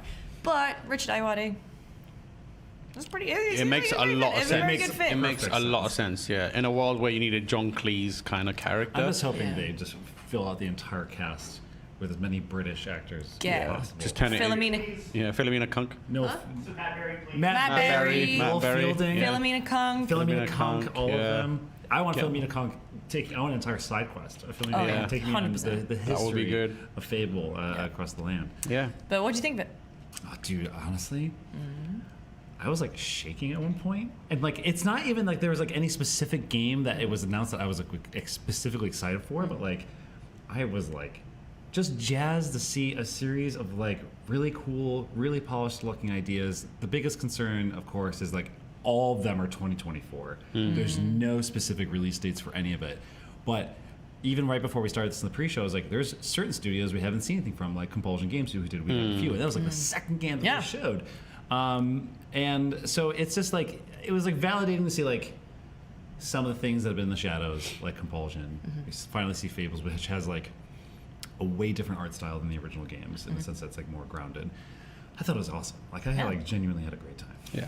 Yeah, I enjoy the show overall.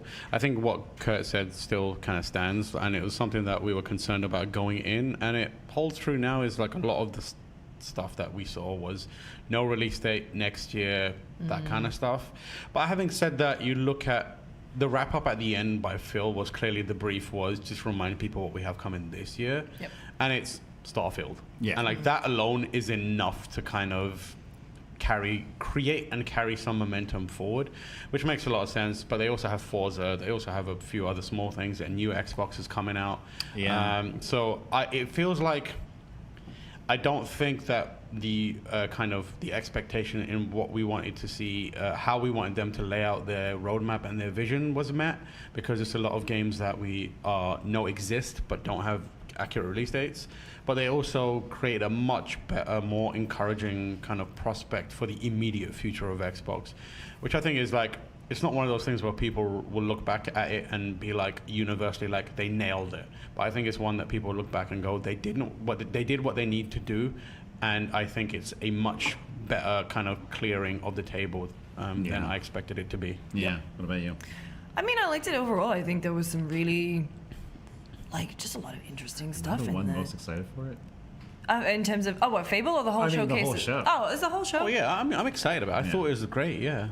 Yeah, I mean, thinking about there was just like a lot of new stuff in there that I was interested in. We'll talk about, but like 33 Mortals, there was a game from Don't Nod with the climbing, that Capcom one that kind of came out of nowhere. But I feel there wasn't a single game in this showcase where I felt my energy or excitement dip. It was genuinely like, I feel that they curated a very good list of stuff, and again, like the stuff that people are looking forward to, the things that they know about, and then wasn't expecting to see Outlaws, the Star Wars game. I mean, and I was happy to like. At first, I was sort of like, it's a cinematic trailer. Like, we know this. I mean, it's the Ubisoft's first. But it was kind of cool to see that like we are showing gameplay at the Ubisoft Forward tomorrow. So that was like at least assuring, and seeing like. Cinematic trailers are fine. Like even with Fable, it's like, it's a cinematic trailer. I'm just glad to see it exists. But it's good to know that we're at least like going to see it tomorrow, or it's on the horizon.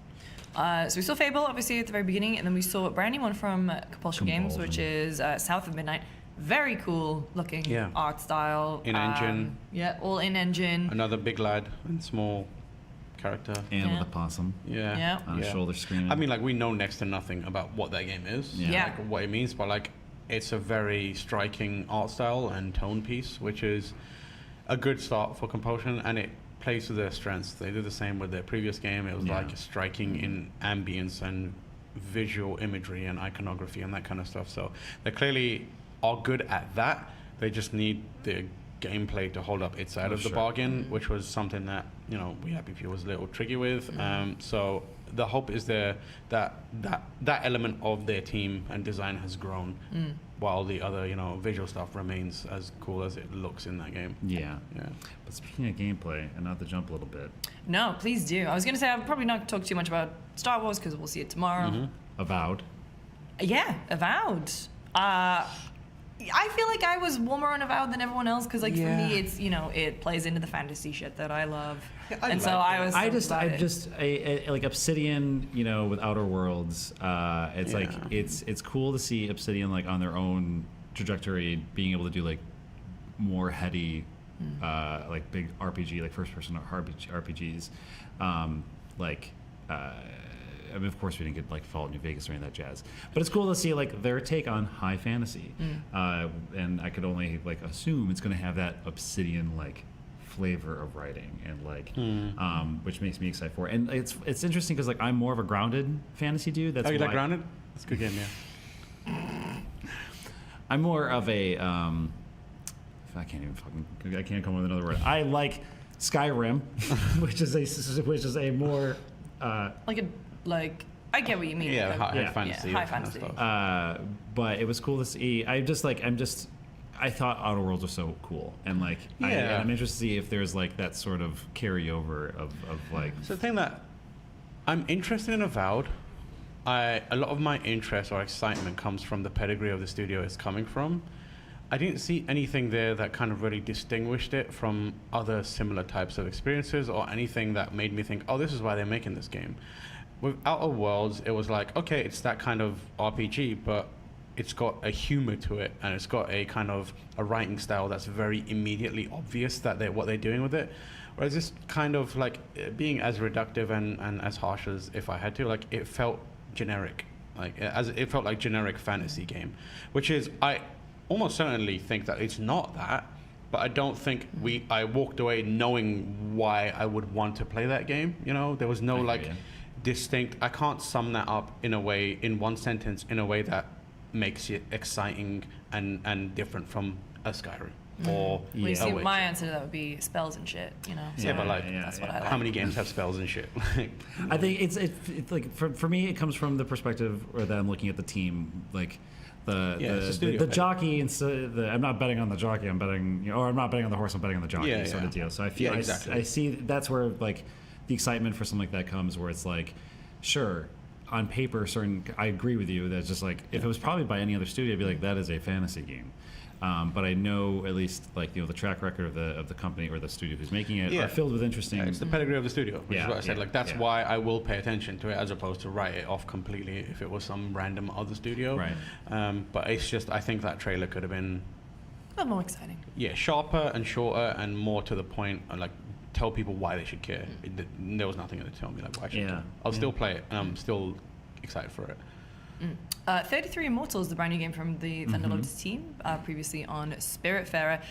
Top-down action, co-op for 33 players. It looks cool. Obviously, you know, the Hades inspiration, or at least, you know, it's kind of, you know, what a lot of people were saying sort of in chat and online, but like, I'm intrigued by it. I don't know if it'll hit the same emotional notes as Spiritfarer did, which I really enjoyed.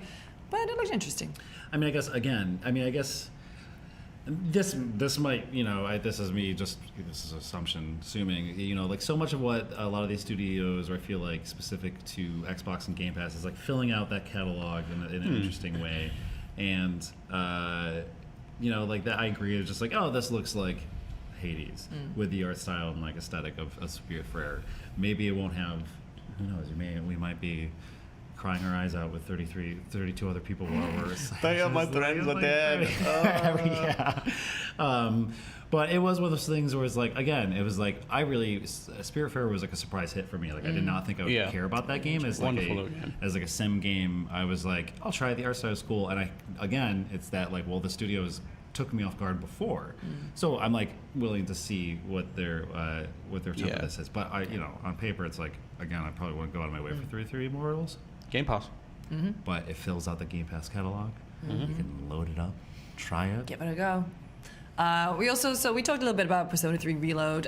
We'll come back to Persona when we talk about the other game from Alice. But Sea of Thieves. So when we were doing the giant bomb, the Rare logo came up and we all went Everwild. Ooh. Yes. Everwild. Then the Lucasfilm games came up and we all just went, oh, Star Wars. And then Monkey Island came up. There was the same roller coaster where I was like typing the notes and be like, all right, okay, Rare, like, oh god, they're adding like shit, like it's like pirate, X-wing ship, like X-wing and like Sea of Thieves, and then I saw, and then I was like, wow. You became Crash Bandicoot. Wow. Yeah. Whoa. But I guess my quick thing on that is I think it's really cool to see Sea of Thieves do like a massive partnership with IP like Pirates of the Caribbean only like a year or two ago or whatever. And I think it's like really cool that they just, instead of like just going for the next big IP like Star Wars, they went for a rather. I think they've gone for one that is tonally an incredible match. For the gamers and all of us. Yeah, but no, I mean, it's gonna. Sea of Thieves is a very funny game. I love that game. Yeah, I know. I wish I could play it more. It gives me intense motion sickness. That's because the water is so realistic. Yeah. I was saying it makes a lot of sense. Like Rare's humor is a thing that is being leveraged really well now. There was a time when it just was like. People forgot that Rare was the studio made fun and funny games, and like I didn't say anything. You looked at me as like voice break, is it? We've been screaming all week. I think like matching that humor of Rare with the humor of Monkey Island it makes so much sense that it was like, why didn't they do this sooner? It's crazy that they didn't do this sooner. And like they went all in as well. It's not like, oh, we've got a Guybrush skin. It's like, no, there's LeChuck is in there. There's like got a full story campaign, characters that are behaving like little Monkey Island weirdos and little freaks. Little freaks. And I am almost tempted to like reinstall it and brave the sickness again because I love Monkey Island. And it's out next month too. Yeah, exactly. We were kind of complaining a little bit that everything was either didn't have a release date or it was a 2024, but it was really great to see them drop something like a few things. Like this. We also got a brand new flight sim coming 2024. Honestly, there was a lot going on there. I'm not a flight sim person. I actually don't really like flying that much. But they have hot air balloons. But they've got Dune. Oh well, no, isn't that for the new one? Yes, though? no, it's for the current one. Yes. See the movie and watch and play the game. What was that tagline? But no, I mean genuinely. Speedboat in your bathtub. Isn't that what the director said? He said if you don't see Dune in the theater, it's like having a speedboat in a bathtub. I'd be like, that sounds fucking sick. I'm gonna put a speedboat in my bathtub. So I'm gonna play Flight Simulator in my bathtub. My bed. They really nailed that. And fly in the Dune ship and watch Dune on like a Game Boy Pocket while on a speed racer in my bathtub and experience everything the way he wanted it to be. Exactly. But no, that looked cool. I think that's a really. I mean, I was just saying that Flight Sim doesn't do anything for me. I'm not really a sim person other than The Sims. But I was saying when we were on the Giant Pop thing that like the way to get me is to tie in with stuff that I like a lot. So obviously they did the Top Gun Maverick stuff last year, and now Dune. So hey, put a Lord of the Rings plane. The Eagles. Big eagle. Yeah, but the Eagles in Flight Sim. What do we think of the Hellblade 2 showing? I really like what I saw. It's really obviously we didn't get to see. I mean, we saw some gameplay stuff. I think it's a very difficult game to put in a showcase. It's a difficult game to put in a showcase, and also like I feel like the trailer that we saw was not as like action packed as we probably wanted it to be. We wanted more bombast, but it hit what Ninja Theory needs to hit, and the notes that people want out of a Hellblade game, which is ASMR, plenty of that, a lot of that. But also like visual imagery that's striking, or moments like taking that fantasy wrapper of understanding mental health and the issues that plague people that have, you know, these kind of like schizophrenia, multiple personality, that kind of stuff, kind of angles, and psychosis and that kind of stuff, and presenting that in a fantasy universe. And as far as that objective goes, I think they nailed it. The kind of prospect of going back to that world is both exciting because it's, I want to explore it more and see how they interpret like Norse mythology or whatever it may be, the kind of themes that they have, but also it feels more like, oh yeah, it's gonna be sad boy times or sad girl times, but like it's such a bizarre experience that, or a bizarre game to be made in this day and age, where it's like we're making a game that is really important to help you understand something that impacts so many people, but it's gonna bum you out while you're playing it, which is like, oh yeah, I'm up for that, but also I would rather not, please.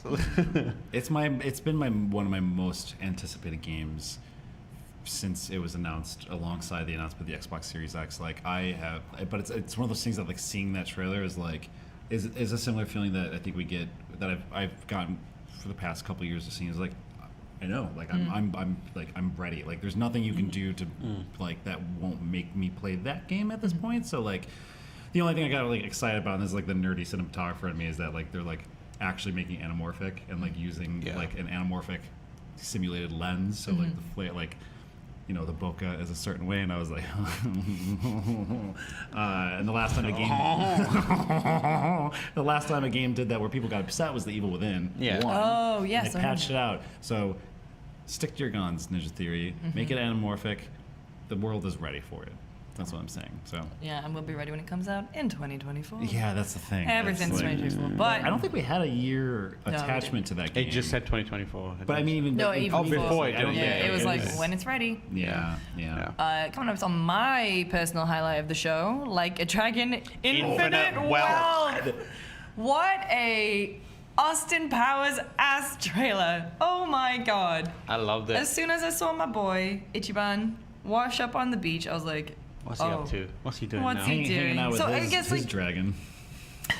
He was like, listening, like a dragon. This is a dragon. Oh my god! But no, I mean, like, it looks like it's taking place in Hawaii or even America, and just, I'm so excited. If this is the first in the series, like I just love the idea of a Yakuza like spin-off series where it's Ichiban just traveling the world and like experiencing culture from a Japanese perspective.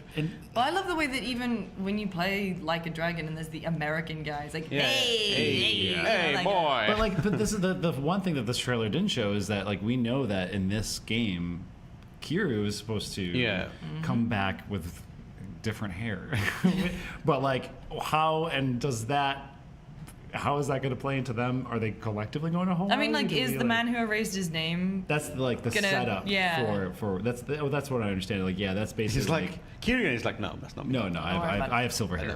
I don't have a name. Goodbye. Yeah, goodbye. I erased it. I'm a Hawaiian. I'm an American person now. So I don't even know what his name is going to be now, but it's just it was definitely like amazing. I was very excited about that. I love the trailer. Can't wait to see Also, more. Infinite Wealth. What a name! that is what I would say. Like, there was a lot of games that have very forgettable names. Infinite Wealth is not one of them. No, like, it immediately became a meme. You will remember one game name from this show, and it is definitely Infinite Wealth. Infinite. Well, I mean, speaking of a game name that I immediately forgot, but the game looks really cool. The trailer was awesome. It was Path of the Goddess from Capcom. Oh yeah. Which I thought was Onimusha. Yeah. Like, that's what I said. I was out there being like, it's got this the Godsey doors from Onimusha. I was like, this is Onimusha. It's Onimusha. And then it wasn't Onimusha, which was sad, but also it looks interesting, really cool. Looked like a co-op game. Also, well, yeah, the way I like, can't tell if it's co-op or if it's like AI partner or something like that. Yeah, like the camera was positioned in such a way that made it really feel like it was team based, or at least like you'd be working with other people in some way. But like it's cool, you know, like it's cool to see a new IP from something like Capcom. Yeah, they've been absolutely knocking it out of the park lately with revivals of existing IP. So this is you know, Exo Primal we don't know anything about, or we don't know if it's good yet. Street Fighter people deep down, I mean, Street Fighter's great, but it's an existing IP. Deep down we don't know what it's gone. Everything else that they're doing is like, we know relatively what it's going to be. So this is an unknown quantity. So I feel like this is a big moment for Capcom where they've really raised their profile again. but doing things that we know, and this is one of the few games that they have is like, hey, we're gonna try something that you don't know again, and that is like, if they can nail that, then I feel like they really cement the fact that they are back in a big bad way, and hopefully like they've got another banger on their hand, like between all the Resi games, Monster Hunter and Street Fighter. The back catalog is doing a lot of work for them. I think they just need to set up some new ones now. I feel like they're in a position like take a little risk. Like they had so many good things. Like you know, worst case scenario, we'll remake another Resident Evil. It'll be fine. We've been asking about it. It's fine. Devil May Cry remake. Here it comes. I am very confused about what the Overwatch 2 thing was.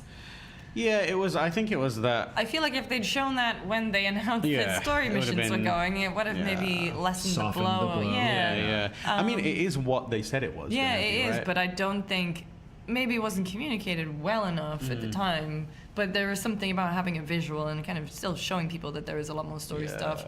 The fact that if you have Game Pass Ultimate, you can get like all the new heroes that came with Overwatch 2 is great. I'm very into that. It's a I think it adds to the confusion a little. Yeah. I feel like the disappointment around them saying that our PvE is changing has been palpable. And this is like further confused it because it evokes what people think we're gonna get out of the original version of the PvE, right? And it's really confusing because it is what they said it was going to be. They were like, we're not doing this elaborate single player campaign or like a PvE campaign that has like, almost a separate kind of experience with talents and that kind of stuff. But we are taking what we have built and the ambition for telling stories and integrating it into the framework of the Overwatch But when you watch it, you're like, is this just a straight up campaign? What's going on? And it's like, it's very confusing. It also didn't have a distinct name. No, it doesn't need to, but it was part of. They were showing. They were difficult to. They were just showing off the new modes and stuff, Yeah. and like that was the main thing, like the hero, what do you call it, the trial modes or whatever it's Oh, called. hero mastery. And like the new other multiplayer gameplay modes and extra stuff around there. But they showed off a lot of story stuff, and it's just very weird.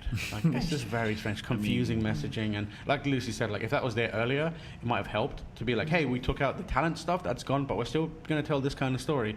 That's just like very, I don't know. Yeah, I was definitely leaning on you too, because like I loved Overwatch, but like I see you both like as like the Overwatch people and like people in my life. So I was curious because I was sitting there being like. I thought we weren't doing this. We aren't doing. What's going on there? We had another one, Jusant with the climbing game, the climbing game. Yeah. Yeah, which looked really cute. I really like Very that unexpected from Dontnod. Yeah, Dontnod have a couple of games like that. They have the Banishes one, which is kind of looks more in line with what we traditionally know of as Dontnod. Decision-based stuff, powers. This one, and they just released one too. Yeah, it's quietly becoming, not quietly, but they're a very exciting studio. Like, obviously we know them for the hit video game Remember Me, Capcom back catalog, bring it back. Like they are really leveraging kind of like the success of stuff like Life is Strange to diversify, and I think that's a really smart thing for them to do. You don't want to get pigeonholed, and there's probably a team that team there who's like, we want to do more than just this specific type of game, because their origins, a lot of things that kind of put them on the map is like Remember Me was an action game, a very interesting, perhaps not a successful action game, but like it had ideas that were really cool. That it's like memory and kind of like remixing and action and platforming and that kind of stuff, and that didn't like pop off in a major way, but when they found the success of narrative-driven episodic games, they kind of leaned into that hard. But it meant that the ideas that they were exploring were kind of predictable. It was a very specific template. I'm glad that they're in a space now where ideas are at the forefront again, and they feel comfortable enough to explore different kind of gameplay styles and frameworks and that kind of stuff. So I'm definitely excited to see what this game is and how it plays, especially if it does well. It could be an example of them, or a first sign or first step of them putting out more like that. Next up is, I think, another highlight for me. Still Wakes the Deep, a ass game as well. Oh, I love Chinese Room. Yeah. So when I saw Chinese Room, I like stood up and I was like, I don't even know what this is. I want it. I'm here for it. And it's I want like. they stepped away from their sort of traditional thing after De-Rester and everyone's going to the Rapture. They had their one big game that was like canceled, and like they did like the Machine for Pigs. No. No. They had another one. Yeah, they had a project that they had a rocky few years, and they did some smaller games. So it was seeing this like it looks like a horror game that they're not really revealing much.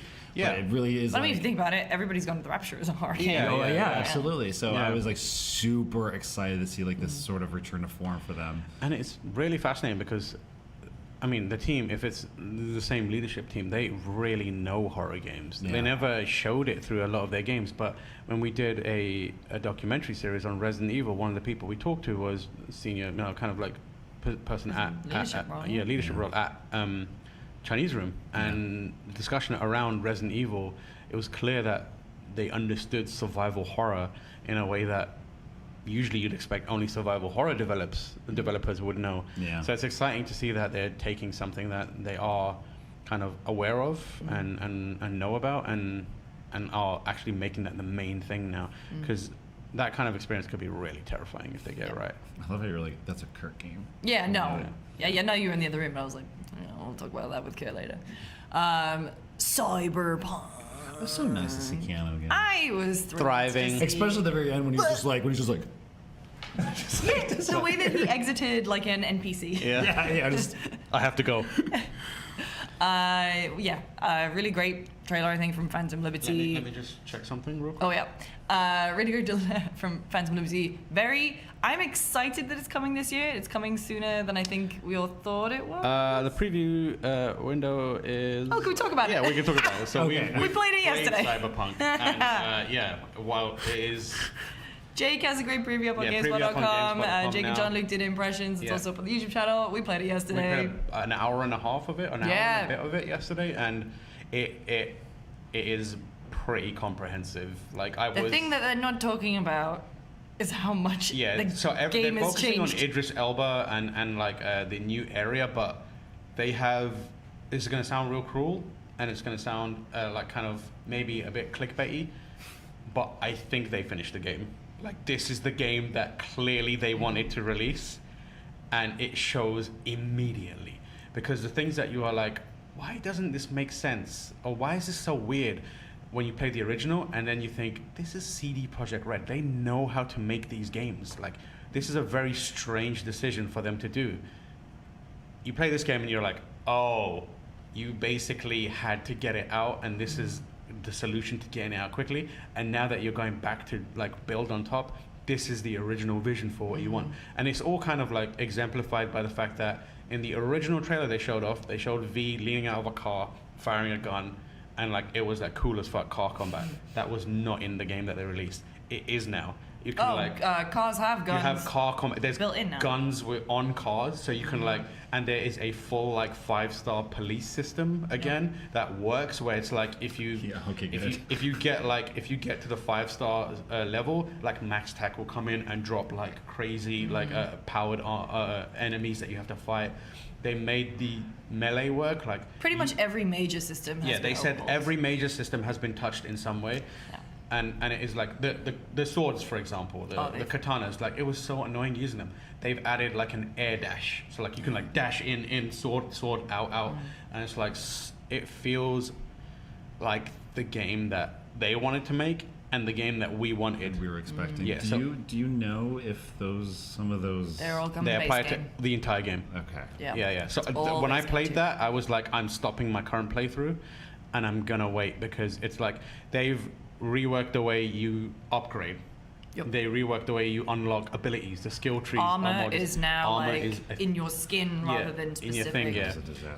You can like add when you add like cybernetics. There's like a bar which if you go too high, it results in cyber psychosis. Like it does in Edge Runners. And like you're like, oh, okay, this is the idea. This is what you wanted. We get it now. And it looks really. We're playing on PC, and they're like, change it to night, and they changed it to night, and all the graphical effects, it was like, okay, this is it. This is Cyberpunk 2077. And it feels like, obviously we played a small slice of it. Yeah, so we didn't actually play. So we played an hour and a half from the beginning of Phantom Liberty, but they had to make a little video to kind of set up the expansion. Yeah. That won't be in the final game. Yeah. And then we played a little, like the first opening part of the mission, and then we had a time skip. So we missed an hour. Yeah. But then it's because you don't actually meet Solomon Reed until a little bit further in, and so we obviously wanted to meet Solomon Reed. Yeah. I feel like we don't know whether it's gonna hold up the entire way. Is it a Blood and Wine style thing where you start to finish is banger, or is it like we saw the very best of like an expansion that is otherwise okay? But fundamentally, it improves the game as a whole, and it more than anything, based on what I played, it feels like CD Projekt earning the kind of re-earning the respect and the kind of like the trust that people put into them after Witcher. And it feels like once this is out, and if it's as good as it seems to be, we can be confident in like supporting that studio again and feeling good about the projects they make, because when they make something else, it will be like, okay, it was a rough start to Cyberpunk, but they got there in the end, and the game that they put out is actually very, very, very good. But that's my hope anyway. That's the hope. Like again, like it's preview, so who knows, that stuff can be manipulated in very interesting ways. But I'm more confident in Cyberpunk, the Cyberpunk that we will be getting, than the Cyberpunk we got at the start of its release, which is exciting. We also had City Skylines 2. It'll look great. Not really much else to say about it. I mean, there was a moment where we were like, is this SimCity? And I was like, oh. Yeah, I also had that, and I was like, no, SimCity 2014 was such a disaster that I don't think we're going back there again. But I said we'd talk about Persona. Let's talk about Persona.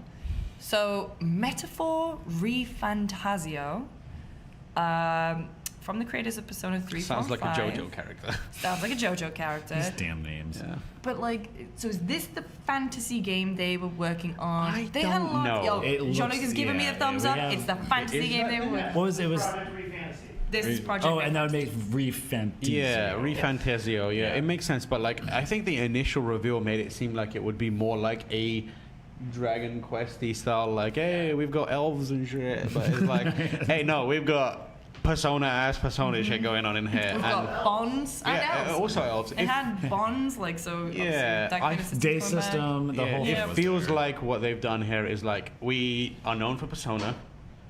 We have traditionally made a series called Shin Megami Tensei. Let's try and see if we can make another offshoot that brings some of those things together and creates a new thing for people to really get obsessed with. And it looks like everything that you would want out of like those two kind of worlds that they've created. So I'm excited for anything Persona team makes. For another 140 hours. I mean, well, no, so the Persona 3 Reload coming out early next year. Persona 5 Tactica, which Jan from Giant Bomb lost his mind over. Tiles. He loves Tiles. Very cute, little chibi art style. But Persona 3 is my favorite Persona, and I am so glad that it's coming back. And I hope that it looks like they've given it they finished Persona 5 and was like, let's do that for this game, because that game. It's hard to go back to now. It's hard to go back to, and especially because the leaps between Persona 3 to 4 to 5 are significant. Like they're huge in both like design, like style, confidence, and kind of like narrative as well. They're making a lot of progress in those, and I always wanted them to take those learnings back to Persona 3 because this is the one that I really, really adored. And that is looking like what they did, and I'm excited for everyone to experience that soundtrack. I'm just glad that something that there was still a surprise for Atlas people, you know, like it was like it's like it was like, you know, there's this moment where it's like I didn't know it was coming to Xbox, but like Persona 3 remake, like Reload, whatever it's called, like I know an audience of people in our office and saw somebody's changed the cameras that would have lost their mind. We're here, and there's the one outside. I have to say, couple outside. So Michael Hyam, our boy, I'm almost. The P stands for Persona. He said this. He's glad that two things did leak, because if he saw Persona 3 remake Persona 5 Tactica, and then this game back to back, you would have had a heart attack. Yeah, like he would have died. Like so, Thank you to the leakers thank the Atlas for leaking themselves. It's also kind of wild to see so much Atlas on stage Yes. at an Xbox event, which is awesome. Yeah. And you know, Xbox Man. making inroads in Japan, and it's paying off. There was a time when Atlas was making games for 10 people, and it was wild. One of them's here. Yeah, One of them's in one's there. one's One of them's there. there. And like it is. They're all in just- this room. Like, It is they're out like there. it is just wild to see how far they've come. Like even as a top tier developer that they've always been. Like I never thought that SMT or Persona would be as big as it is right now, and it's great. The same goes for Yakuza. Like Sega just killing it. Yep. Towerborn, a brand new game from the team behind Banner Saga, looked really cool. I mean, Humanity's Cities have fallen, and the Belfry is all that's left. I kind of love that stuff. But four-player co-op in a never-changing world might lose me a little bit. Obviously, the Banner Saga, such a great and emotional story, but it looked really cool. Clockwork Revolution, though, is definitely more my wheelhouse. One of the surprises of the show, I think. I can't remember if they'd already announced I that. don't think I've seen I that think that before. was No, new. I think that was one of the games that Phil says we're making games that you don't know about. So this is the In Exile. It's an RPG. I mean, the comparisons to Bioshock, I'll get them out of the way here, but obviously a lot of Bioshock in there. But it seems like the lady, what was her name again? Ironwood? Ironwood, yeah. She can follow you through time or something. Yeah, it's got some wild stuff going on. Yeah, so I'm very intrigued to see how that works out, but it looked really great. I straight up like A lot of good with- British accents in there. with In Exile, like what they do, I thought it was like, for the longest time, I was like, before they even showed actual first-person gameplay, they were just showing the city. I was like, are they just doing a tactical in Bioshock Infinite? I was just sitting there like waiting and waiting because just knowing what that studio does. So when it actually went first person, I still was like, wait, did they get the Bioshock like IP? I was like, what's going on? And then the more and more and more I saw, the more like I was like, okay, this is something different. But again, it is cool to see a new IP that like by an interesting studio that usually is known for one thing to now be doing something like this, and like it looks like big, like it looks like it, you know. Yeah. Like I was definitely kind of taken back by it, despite the fact being like, what is this? What is this? Is this not? But shot. Yeah, obvious things out of the way. I know. Time travel. Where is that new Bioshock, by the way? Where is that new Bioshock? That's Where a is good the new question. You know. Xbox Series S, so brand new model, 1 terabyte storage. Carbon black. Carbon black, $350. September 1st, pretty good. Cool. Bit of hardware news. That's definitely. Yeah, for I mean, like, Starfield. Starfield is coming Yeah. out. You want to ramp up production on this Series X, which is, they said that they've done that, it's more available. And then you also want to create a kind of rejuvenating effect on the more affordable model for people who want to download a bunch of games. Like, it might also be like, Starfield is a big game, everyone, please. Please I'm already prepping to expansion. pay for more. Yeah, exactly. So it makes perfect sense, and people like to buy black consoles. Yep. People like me. So Starfield then. There is a lot that they showed today. It was a beefy presentation, very, very dense. For my money, a little too dense. Yeah. It came off to me as quite overwhelming. Yeah. But I think they did a pretty good job of saying, like, they highlighted a lot of very, very cool stuff. And I think they did a good job of kind of saying, like, if you want to do this, you can. If you want to do that, you can. Yeah. But it's just very difficult to know where to start. Yeah. I think that's difficult because, like, the problem we had was, before we went into it, like, the thing I said was, I'm not sure what the core loop thread is. Like, what is it? I assume it's the same thing that, Bethesda games have always been. Like, it's a quest-based RPG. And it seems like that is what this is, but then it's couched in a crazy amount of other things. Yeah. So it kind of got lost, where it's like, what am I doing this for? Why am I doing any of this? And, like, if I just want to sit down and play for half an hour and do a couple quests, am I going to be able to do that? Or am I going to be, it's going to be like, you need to build a ship. Also, your plants are dying. Also, that star is blowing up. Also, you're being invaded. Or you need to repopulate this planet. It's like, what is the core? But I think that is almost impossible to lay out in something like this. Yeah, I'm sure it's there and it's very clear, and it's like Golden Path is very obvious, and this is, once you pick it up, you know exactly where it is. But I didn't see it there, and I also understand why I didn't see it there. It's a big, ambitious game. My big thing with this is that, like, as a huge Bethesda freak, Little freak. Little freak, big freak. Big freak, little freak. I'm a big freak. It's like, it was interesting. Like, I admittedly like started it's just glazing over information at that point because there's so much to it. But I like my take. I mean, I'm already gonna play the game, obviously.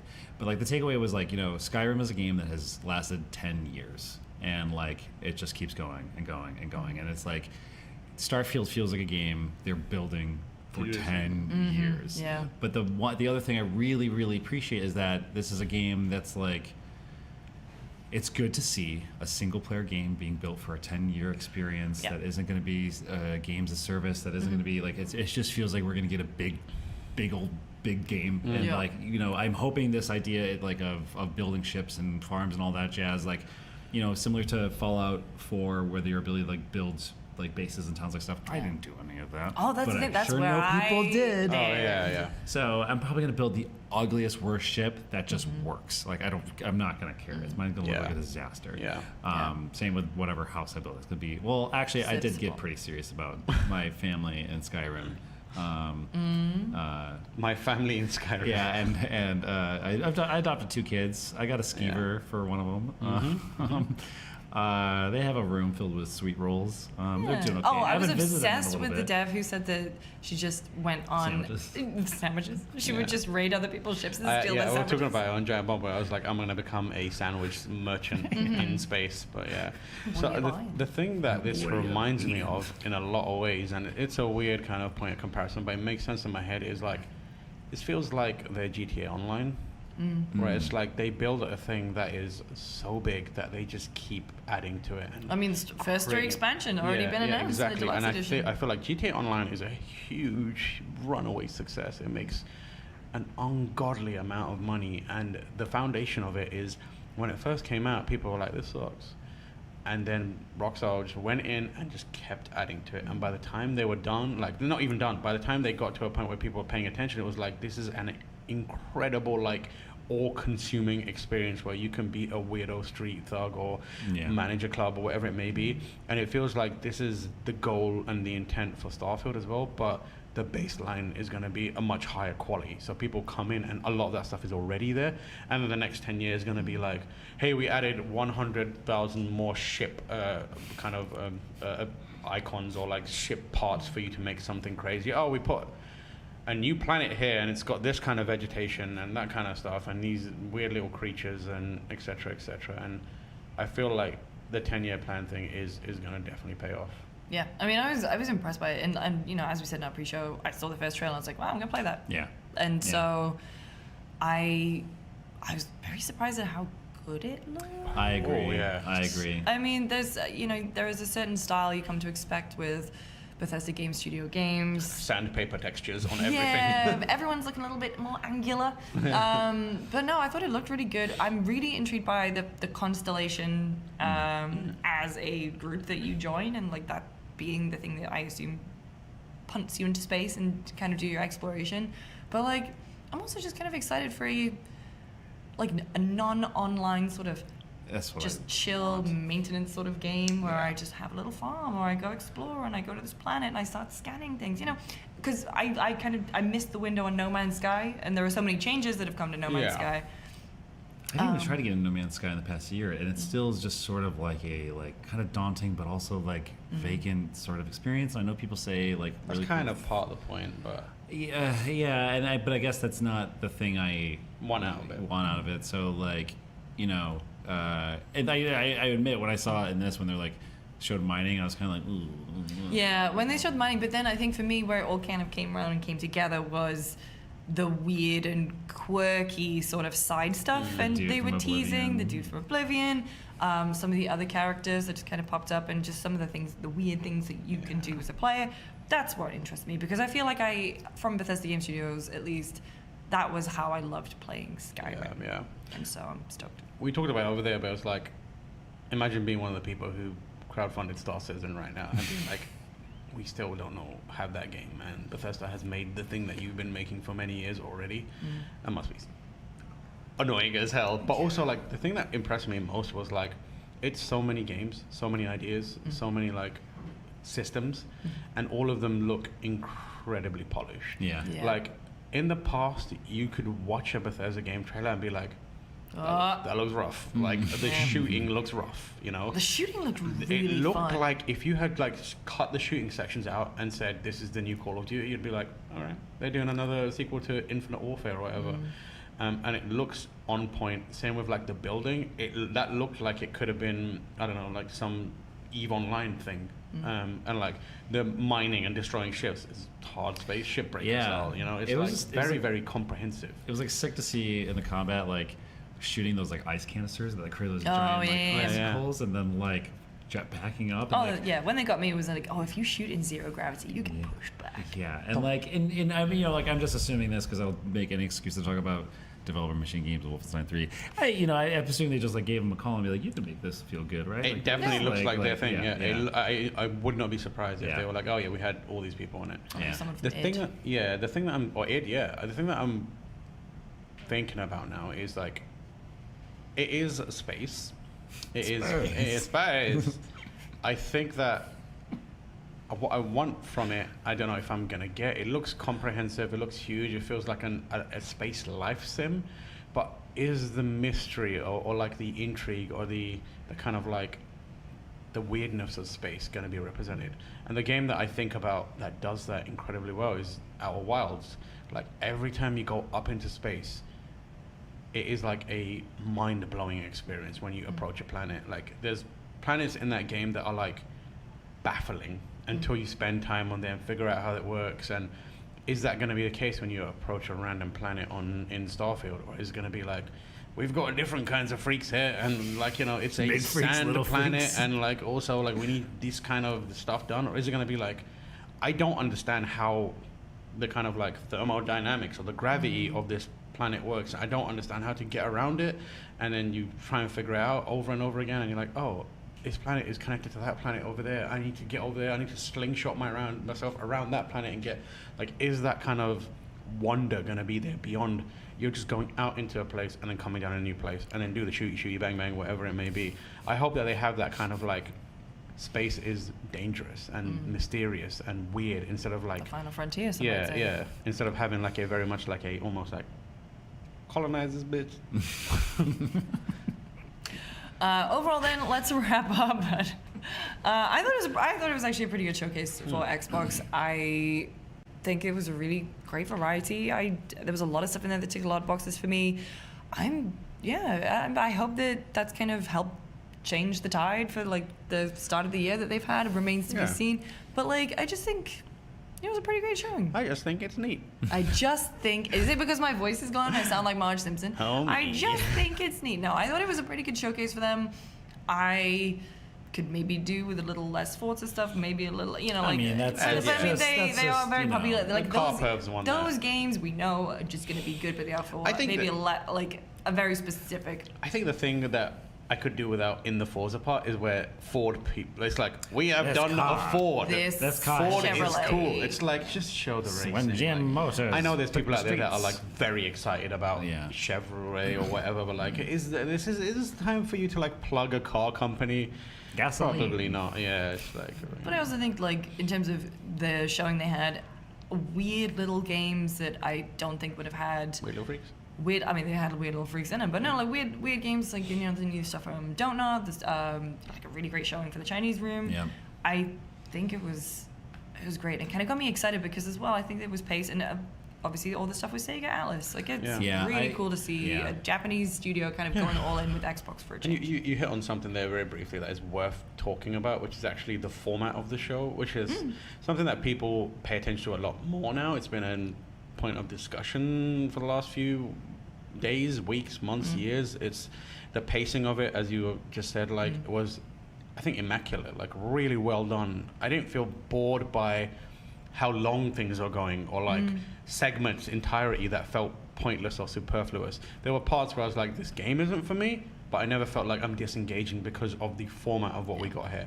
We saw Phil Spencer once wearing a Hexen shirt, which was clearly custom, which is upsetting. Well, he's coming later today. He better still be wearing it. Never wear a t-shirt unless you're going to show off a game for it, okay? That's what I'm saying.